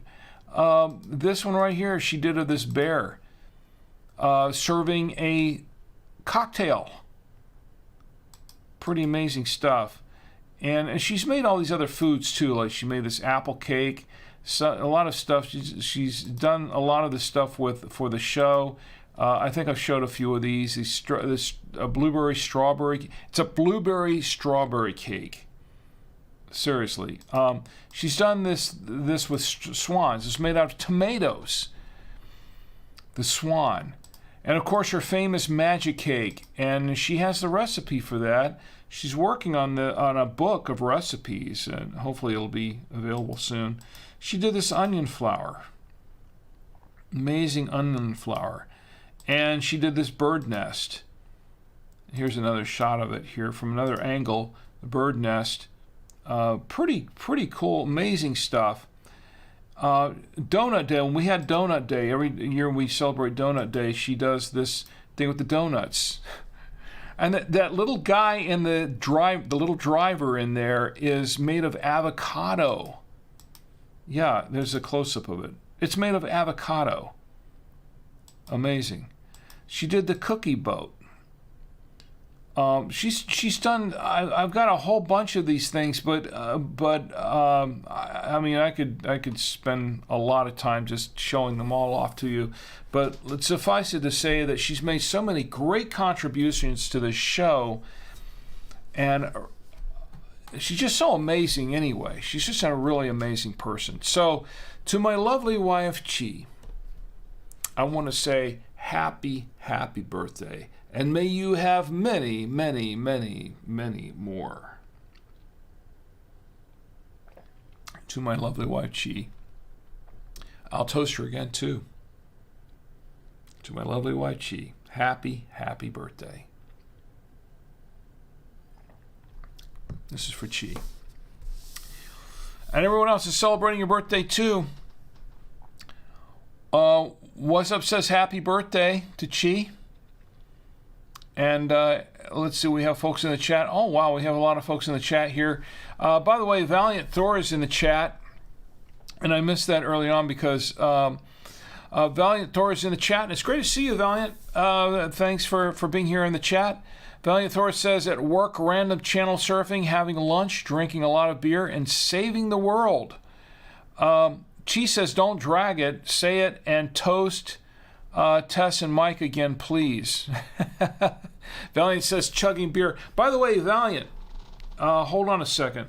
I'm going to, because I want to give away something. I like to give away stuff on the show every night. And first of all, once again, to Tess and Michael, congratulations. Here's to you. All right, I toasted them again. Valiant Thor says chugging more beer. What kind of beer are you drinking tonight, Valiant? What kind of beer are you drinking? So Valiant says we are currently eating jumbo Butterfield shrimp, lightly sautéed in a white wine sauce. Oh, wow. Chi says people are about to leave. Valiant says watching from Los Alamos National Laboratory. Wow, cool. Isotope production facility. Well, wow. Here's to everyone here. Excuse me. Yeah, I've had a little bit of this. Here, for everyone watching from Los Alamos National Laboratory, here's to you. And you can clip that as well. Valiant Thor says, standard practice for theoretical physicists here at Los Alamos who work with tritium to set a day aside and get to drinking. Well, you know what? I'll toast you again, just for that. Here's to you and everyone at Los Alamos. By the way, the Los Alamos National Laboratory, I've seen some videos there from there. Some just cool stuff, really cool stuff. Here's to you. And Valiant, because I like to do giveaways in this show. Let me go back to camera with one. Because I like to do giveaways in the show, I dropped it. I'd like to send you a copy of the official Drink with Rick wine tasting and notebook. And let me put it over here so I can get a better shot of this. The Drink with Rick, the official Drink with Rick wine tasting notebook. Get on camera 3 here again. There we go. This is the official wine tasting notebook for Drink with Rick on the Saturday Night Winestream. Tasting notes and things like that you can follow along. You can actually do your own wine tastings and put the notes in there. It comes in handy for a lot of things. And also, if you're watching the show, you can follow along and put your own wine tasting notes in there for that. It's whatever you want to do with it. It's fine. This sells on Amazon for $8.99. It's available on Amazon for $8.99, $8.99, not $899. Trust me, there's nothing that I do that's worth $899. $8.99. But I give them away on the show, and I'd like to give you a copy for free for being here. Thank you, appreciate it. All you need to do is just go ahead and send me, and it's safe because I don't do anything else with your address, but just to send this out. That's all I do. If you send it to rick@savoyamedia.com, the email address is right down here, rick@savoyamedia.com. Just send me a valid shipping address so I know where to send it to, and I'll send you a copy of this. And as a matter of fact, I'll not only send you that, but I'll send you a pair of The Drink with Rick Coasters. The official Drink with Rick Coasters. There we go. Just send them to you. And those of you who have received these, and I do give these away a lot on the show, those who receive these all the time, they can tell you that these are a lot of fun. These are good, and they enjoy them. I get a lot of great feedback for both the book and the coasters and that sort of thing. And as a matter of fact, I just sent one out. I just shipped one out to who was I shipped out to this past week? Though it took me a week or two to get them out there, but I shipped them out to my friend Rhonda. She jumped in and I sent those out, and people love these things. And Photo Ray's in the chat. Photo Ray has he has a copy of it. I think he's got the coasters as well. Photo Ray's in the chat. It's great to see you, Photo Ray. Thanks for being here tonight. And you didn't really. And What's Up says, happy birthday. No, she's telling Chi happy birthday. I think I read that one already. So Valiant says thanks and liked and subscribed. Well, I appreciate that, Valiant. I really do. Honestly, I do. It's something that I don't push much. And if you watch the beginning of the show, usually I say, yeah, you can like and subscribe and all that stuff to YouTube and Twitch and everywhere I am where I'm streaming. But it's not a hard requirement. I don't push it that much, only because, sure, I love the likes and subscribes, and I really appreciate when you do. I do. But it's not something that I harp on too much. It's not like I push it really hard, because I'm doing this really more for fun, and I'm just happy that you're here. There are a lot of people that watch this show, like with Chi. Chi is with 8 people right now, and this is an example of how this show works. I have folks that watch the show. Sometimes they'll watch it in a sports bar or something like that, and it's playing on the sports bar, and people are watching it there. And there's a whole group of people watching. They can't like or subscribe there, really, because they're just watching it, but they're watching it. There are people that are watching at home on their TV with a group of people or with a party or something like that, and it happens all the time. I get feedback from people saying, yeah, we had a whole bunch of us over, and we're having a party, or we're having to get together, and we're just watching it on the TV. That's what means a lot to me. Because I'm like, well, okay, if I'm entertaining people and the whole group of them just sitting there together watching, that's what the show's really about. Everybody just getting together as a group, just getting together and just having a good time together. And it doesn't really matter where you are. If you're at a sports bar, if you're at home, or if you're wherever you are at a party or whatever, as long as we're just watching together, just being here together and just having a great time. That's what counts. That's really what counts. And I do appreciate the likes and subscribes. That means a lot, and that helps move things forward a lot. But it's not something that I count. In other words, I don't mean that I count. I mean I count everybody. I count all of you.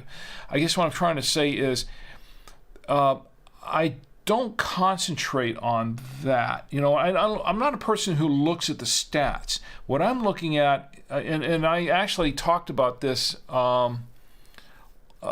this week, actually, in a Facebook group, one of the Facebook groups. It was I think it was the Podcasters Movement group, I think is what it was. And someone had posted something about, well, I've got this many subscribers and my channel has got to be growing and all this sort of thing. And it's like, how do you guys deal with that? I'm like, look, I don't look at the stats. I'm not looking at my stats. I don't really care about my stats for this show. What I care about is engagement. That's what counts. What counts is who's engaging with me, who's watching, who's listening, who's talking with me. The feedback, whether it's good or bad or indifferent, the feedback that I get, that's what counts to me. It's like, are we engaging? Are we are we developing a relationship? That's the thing. That's what's important to me, is our relationship. That's what counts. So I really appreciate it, Valiant. And yes, just email rick@scifi.com, and it's right there. And I'll get all of that out to you. Hopefully you're in the you are in the United States. You're in Los Alamos. We can ship there. That's not a problem. And to everyone in Los Alamos, at the Theoretical Physics Laboratory there, just you once again.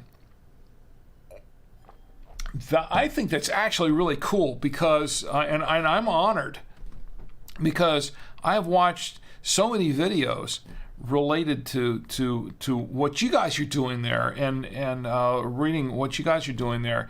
It's really cool. I get into some of that stuff. I can't say that I understand all of it 100%, but I think it's so cool. Wow. So I'm honored. I really am. All right. Well, I think that have we got any? If anyone else has a birthday or whatever you want to toast, go ahead and let's bring it up. Birthday or anniversary or anything. I'm in the mood. I'm doing pretty well with the wine as it is. So I still have half a bottle of wine. It's okay. Don't worry, Chi. I'm good. Still have a bottle of wine there. So anyway, Photo Ray says, suddenly I feel like cueing the music from the Coke commercial I'd like to teach the world to sing. Ah, yes, have a Coke and a smile. I saw something about Coke earlier this week, and yeah, I don't want to go there. I think it was an early Coke commercial with some celebrities. Anyway, so do we have time for Deja? We were going to talk about sci-fi. We're going to talk about some sci-fi trivia. Let's do that before it gets too late, because it's getting kind of late now. Wow, I went long. And I said I wasn't going to, but I did. So let's talk about some sci-fi trivia here. A little bit of sci-fi trivia. Everybody like that? I am a big sci-fi geek. I love sci-fi. I'm a big fan of that. I could show some of my films now, but I don't want to do it. You know, I had a couple of things here that I was going to throw out there for sci-fi trivia. Something I came across. Oh yeah, you know, I was watching Star Trek: Strange New Worlds, and I'll be honest, I loved Star Trek when I was a kid. I used to come home from school, instead of doing my homework, I'd sit there and watch Star Trek, the original series, of course, TOS as they call it, and you know, I was a big fan of Star Trek at the time. Then, of course, when Star Wars came out, I was a real big Star Wars fan. Still like both. Then you know, you got these two camps. You got the Star Wars and the Star Trek camp, and some of them are kind of intermingled, but a lot of them are kind of like apart like this. And I was like, oh, I'm Star Wars, I'm Star Trek. I like both. And the thing is about Star Trek is that some of the series I've watched a little bit. Now, I saw all of Deep Space Nine. I saw all of the Next Generation and that. Voyager, I saw most of the episodes of Voyager. But when I got to Star Trek Enterprise, and this is kind of ironic because I really like Scott Bakula as an actor.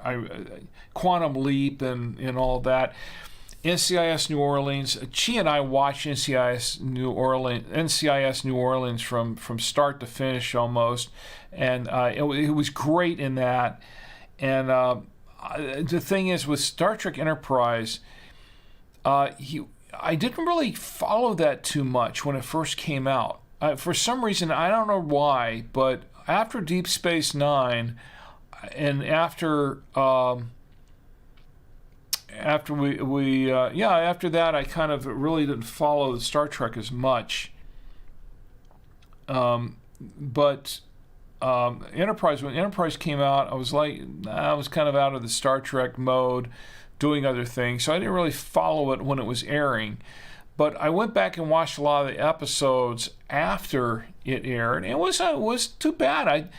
There were people that didn't like it. There were a lot of people that didn't like Enterprise. There were some that thought it was okay, but I kind of liked it. Now, yes, it was. I do agree to the point that it was somewhat formulaic. It was following the Star Trek formula, the whole formulaic thing, and that was one of the things that I had a problem with Star Trek, is that they'd have this. Well, and not with the original series so much, but when we got into, we started getting into Next Generation, the latter part of Next Generation, which they did a lot of interesting things there. But some of the other series, they would get so formulaic that they got to the point where here's an issue, or here's a problem, or here's some kind of disaster that we have to confront.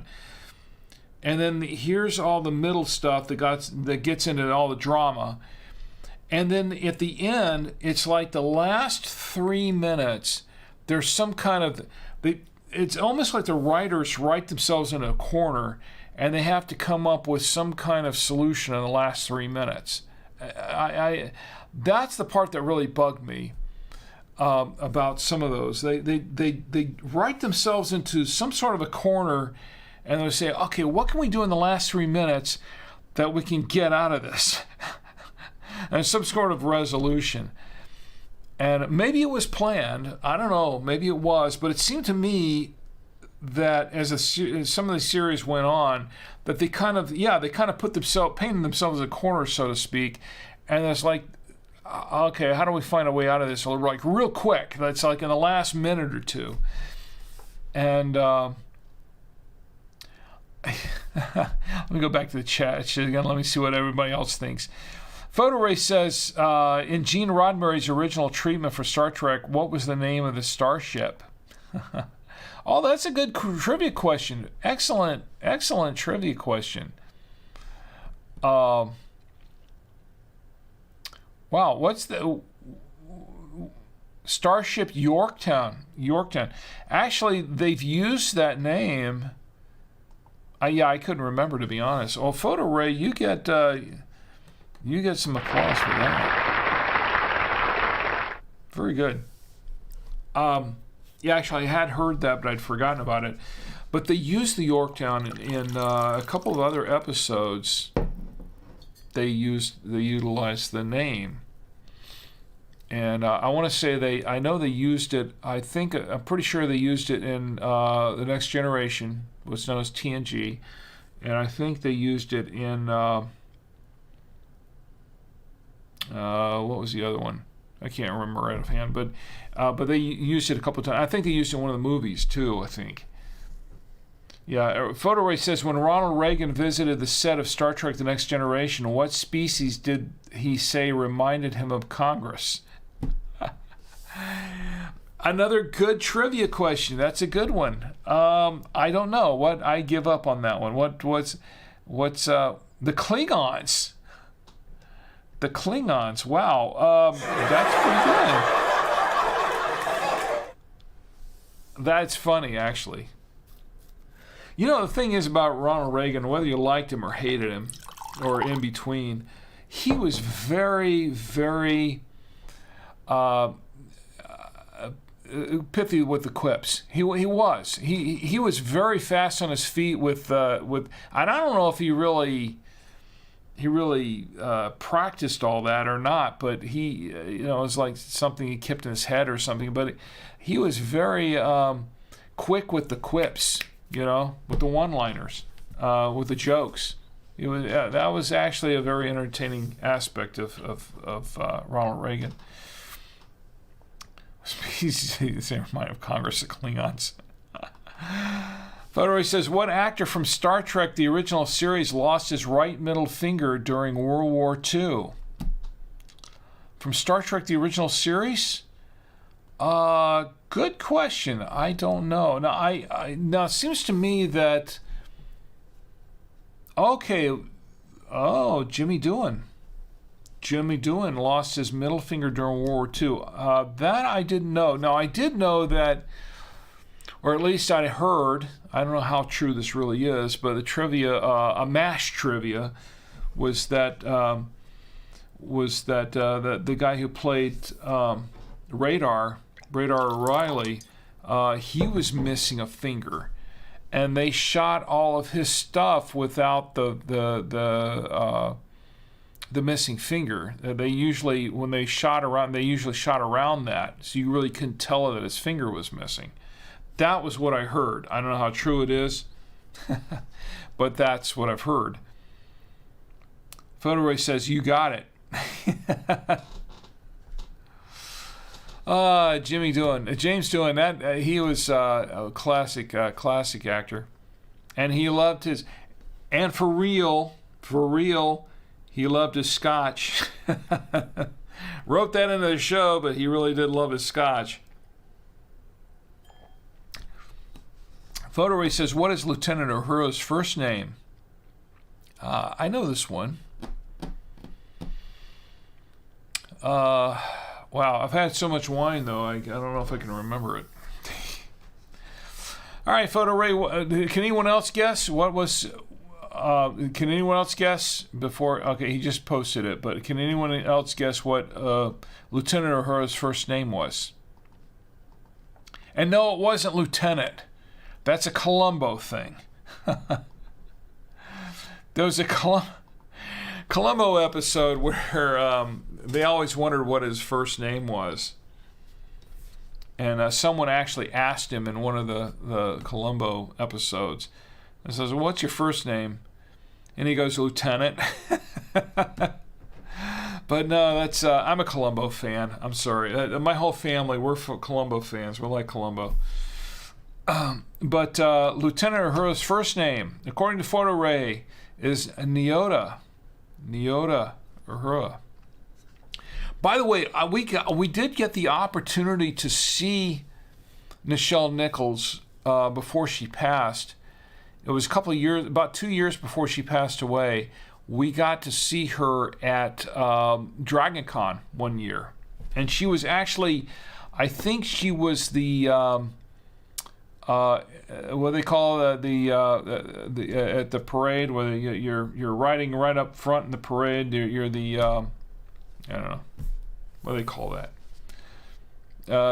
But she was the guest of honor there in the parade, and she was riding up front. We all got to see her there. It was pretty cool. She even at her age, beautiful lady, just a beautiful lady, inside and out. And just a really great person, that lieutenant that was Nichelle Nichols, and really a lady of grace. And I'll say that it was sad to lose her, as well as the others who have passed from Star Trek. Of course, Leonard Nimoy, another one who, wow, Leonard Nimoy has had such a great career. He was in a lot of things. He was in a lot of different shows.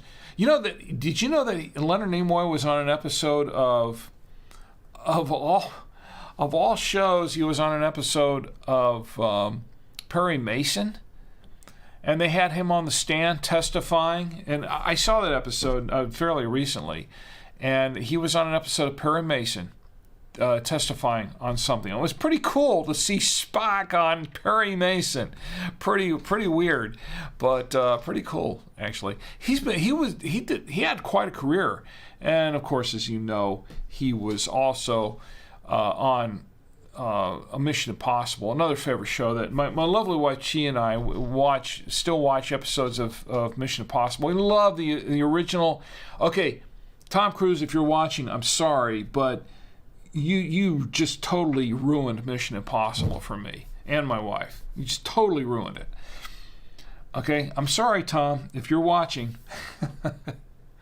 but look, with all due respect, I like you in Top Gun. I like you in a lot of movies, but you just I like you in Edge of Tomorrow. But you totally ruined it for me with the Mission Impossible franchise. I know a lot of people like it. I don't like it. I never watched actually after the third one. I was done with it. Mission Impossible, the TV series, is canon, and that's the way it is. I'm sorry. Okay, Peter Graves and Lupus and all those people who were in the original series, including Leonard Nimoy, who played Paris on the show. Just a great series. And I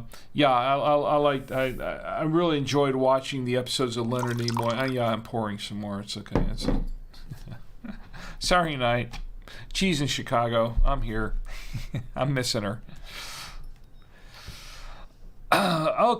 So Photo Ray says one more, a really geeky one. What type of weapons technology does a phaser use? I'd like to say phaser technology, plasma technology. I don't know.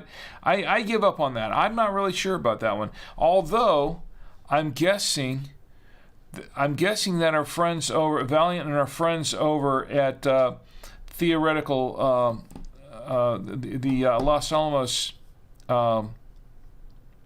facility there, probably know.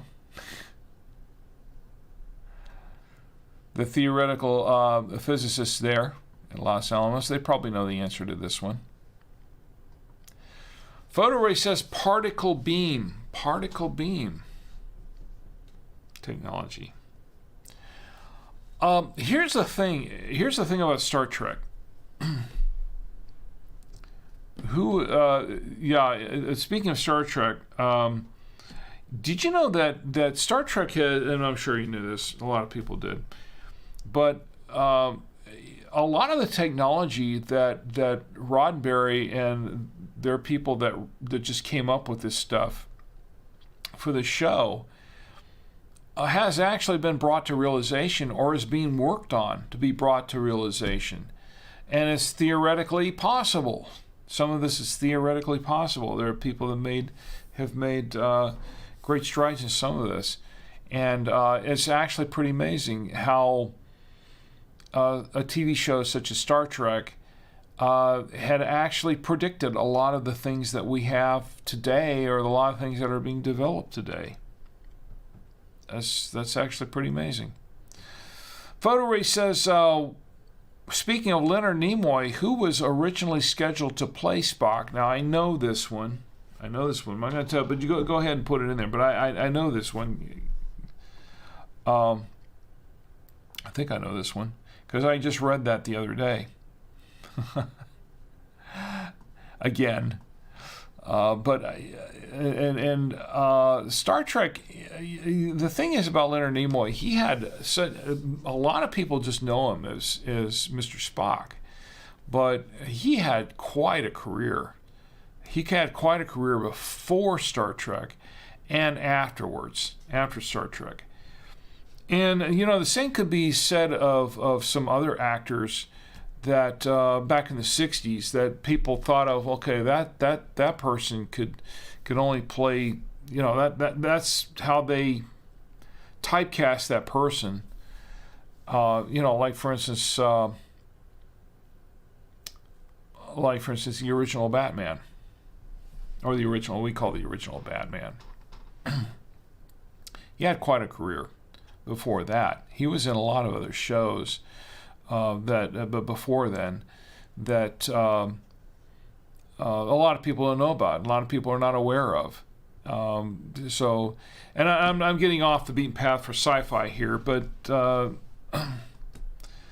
who was? Tell me, Photo Ray, who was originally scheduled to play Spock? And we'll see if anybody else knows. Yep. Yep, that's correct. Actually, there were a couple of people that were looked at to play Spock, but Martin Landau, yes. Martin Landau, since you mentioned Mission Impossible, that's what the photo array is saying to me. Martin Landau was actually going to play Spock. Leonard Nimoy took the part.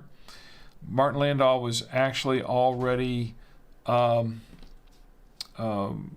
should I say, he was already preoccupied. But Martin Landau, actually, you know what? His wife, and that's one of the reasons why she likes to watch that show. She likes the original first 2 years of Mission Impossible because Martin Landau was in it, and his wife, the lady who played the. As a matter of fact, here's another sci-fi trivia here. Martin Landau and his wife. Can you name his wife at that time? Martin Landau and his wife not only starred together in Mission Impossible during the first 2 seasons, or the first 3 seasons, I think, of Mission Impossible, but they also starred together in Space 1999. In Space 1999. Can you name his wife? There you go. And she loves her, and she likes to watch the episodes where she's in it.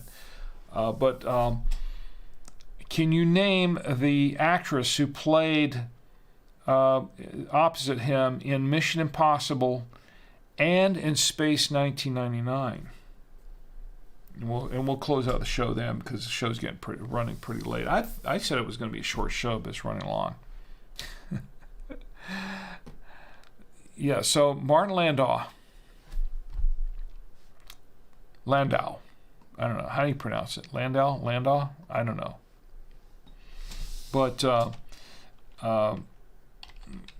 actually, if you look up Martin Landau,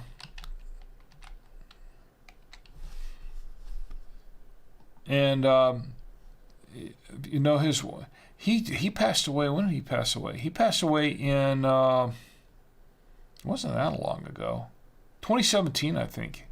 Wasn't he? Was it 2017? It was yeah. He passed away in 2017. Great actor, by the way. Excellent actor. Okay, who was the lady that played in Mission Impossible? She played the primary lady there. Chi knows the answer. Are you still there, Chi? Photo Ray has it. Anybody else has it? Okay. Yeah, Photo Ray has the correct answer. Martin Landau was married to Barbara Bain, and she also played on Mission Impossible with him. Now, they divorced, I think, in I want to say it was like a few years after they left Mission Impossible. But they starred together on Space 1999. That was, I think they were still married then, at the time, in Space 1999. Also a classic sci-fi show that I really enjoyed. Photoray says, it's funny, once those shows came out, can anyone picture anyone else playing those characters? No, absolutely not. And that's one of the things that really bugs me about these reboots. It really bugs me about some of these reboots. And not meaning to get into away from the sci-fi stuff, but we're talking about TV trivia in general. Some of these reboots, some of the things that really bug me about these reboots, Mission Impossible is one of them. But when we're talking about the TV shows, Hawaii Five-0, I can't imagine anybody else playing McGarrett on Hawaii Five-0, or Danny, Dano, or any of those people on Mission, on Hawaii Five-0, or let's say, for instance, MacGyver. They rebooted MacGyver. There's only one MacGyver. Come on. And it's not this guy playing him now. I'm sorry, but it's not. All these reboots. I think some of these reboots just totally ruin the legacy of these shows. I think that's what they do. And that's what Disney's doing. Disney's just totally ruining Disney from doing all these reboots. And I'm not going into a long discussion there because it's getting really too late now. But we could talk about that all night. Why not? We got all night, don't we? No, we don't. But I want to say that it's time to close up now. But let me give you my last review, my final review on this wine. Okay, this is what we've been drinking. We've been drinking the Chateau de Séguin Bordeaux Superior, and this is a 2020 wine. And this is actually pretty decent. It's surprisingly a very easy drinking wine. Blackberry, black cherry. It's a little bit oaky, a little bit earthy, and medium tannins. So people are saying that tannins were kind of strong. Medium tannin for me. It's also, they were saying that it's fairly bold. I don't think it's that bold. I think it's kind of medium. It's medium bodied, medium bold. Not really bold. It's kind of medium, But it's very easy to drink. As I'm drinking now, went very well with everything on this platter. Went well with the meteor ball.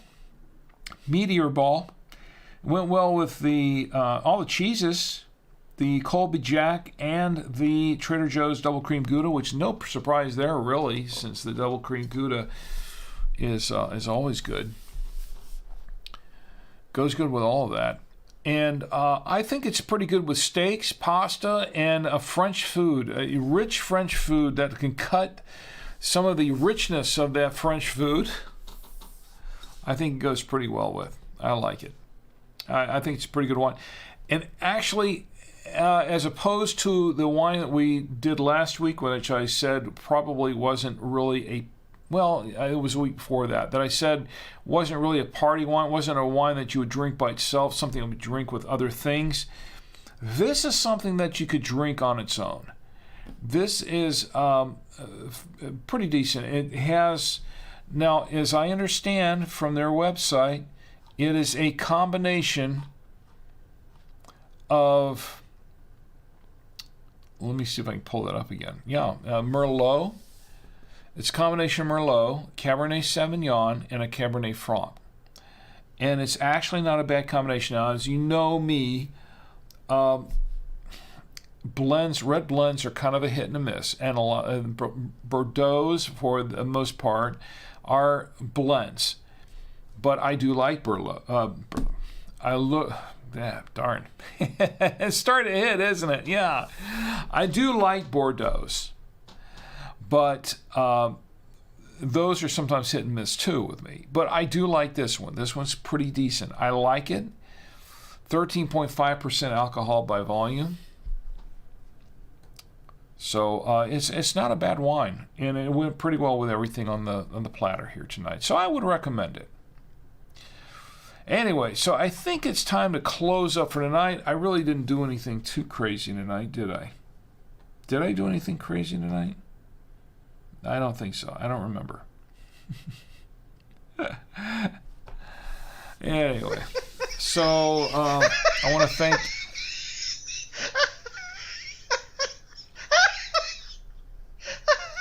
Anyway, I want to thank everybody for joining me here tonight on World UFO Day, by the way. Yeah. World UFO Day.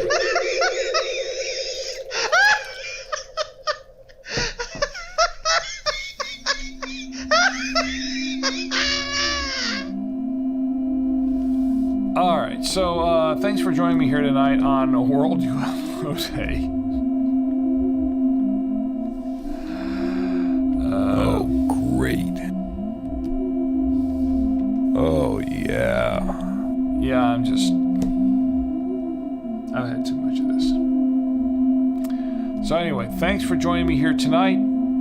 I want to thank everybody who joined me here on the chats, everyone who joined me on Facebook and on Odyssey and on, let's see, where were we? Oh yes, thank you, Valiant Thor, for joining me here. Don't forget to put in your valid shipping address so I can ship you out the free book and the coasters. Chi, my lovely wife Chi, and everybody who is watching tonight, thank you for being here. And also everyone who joined me on Twitch. Ether, Coney, thank you for being here. And What's Up, and Photo Ray, and Tom Antio, and everybody who was there. And I really thank you for being here. I appreciate each and every one of you. I do want to make a quick announcement. What's Up says, have a good week, Rick. Have a good Rick week. Yeah, I know. By the way, thanks for joining me here tonight, and enjoy your 4th of July weekend. I know we didn't celebrate the 4th of July because technically it's not here yet, but enjoy your 4th of July weekend. For some of us, it's an extended weekend. It is for me and for my son Tommy. But I do want to say that I have a big announcement at the very end here.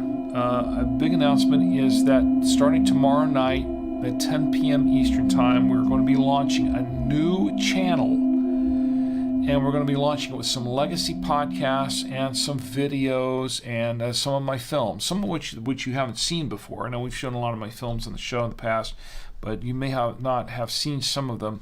But we're going to be launching this.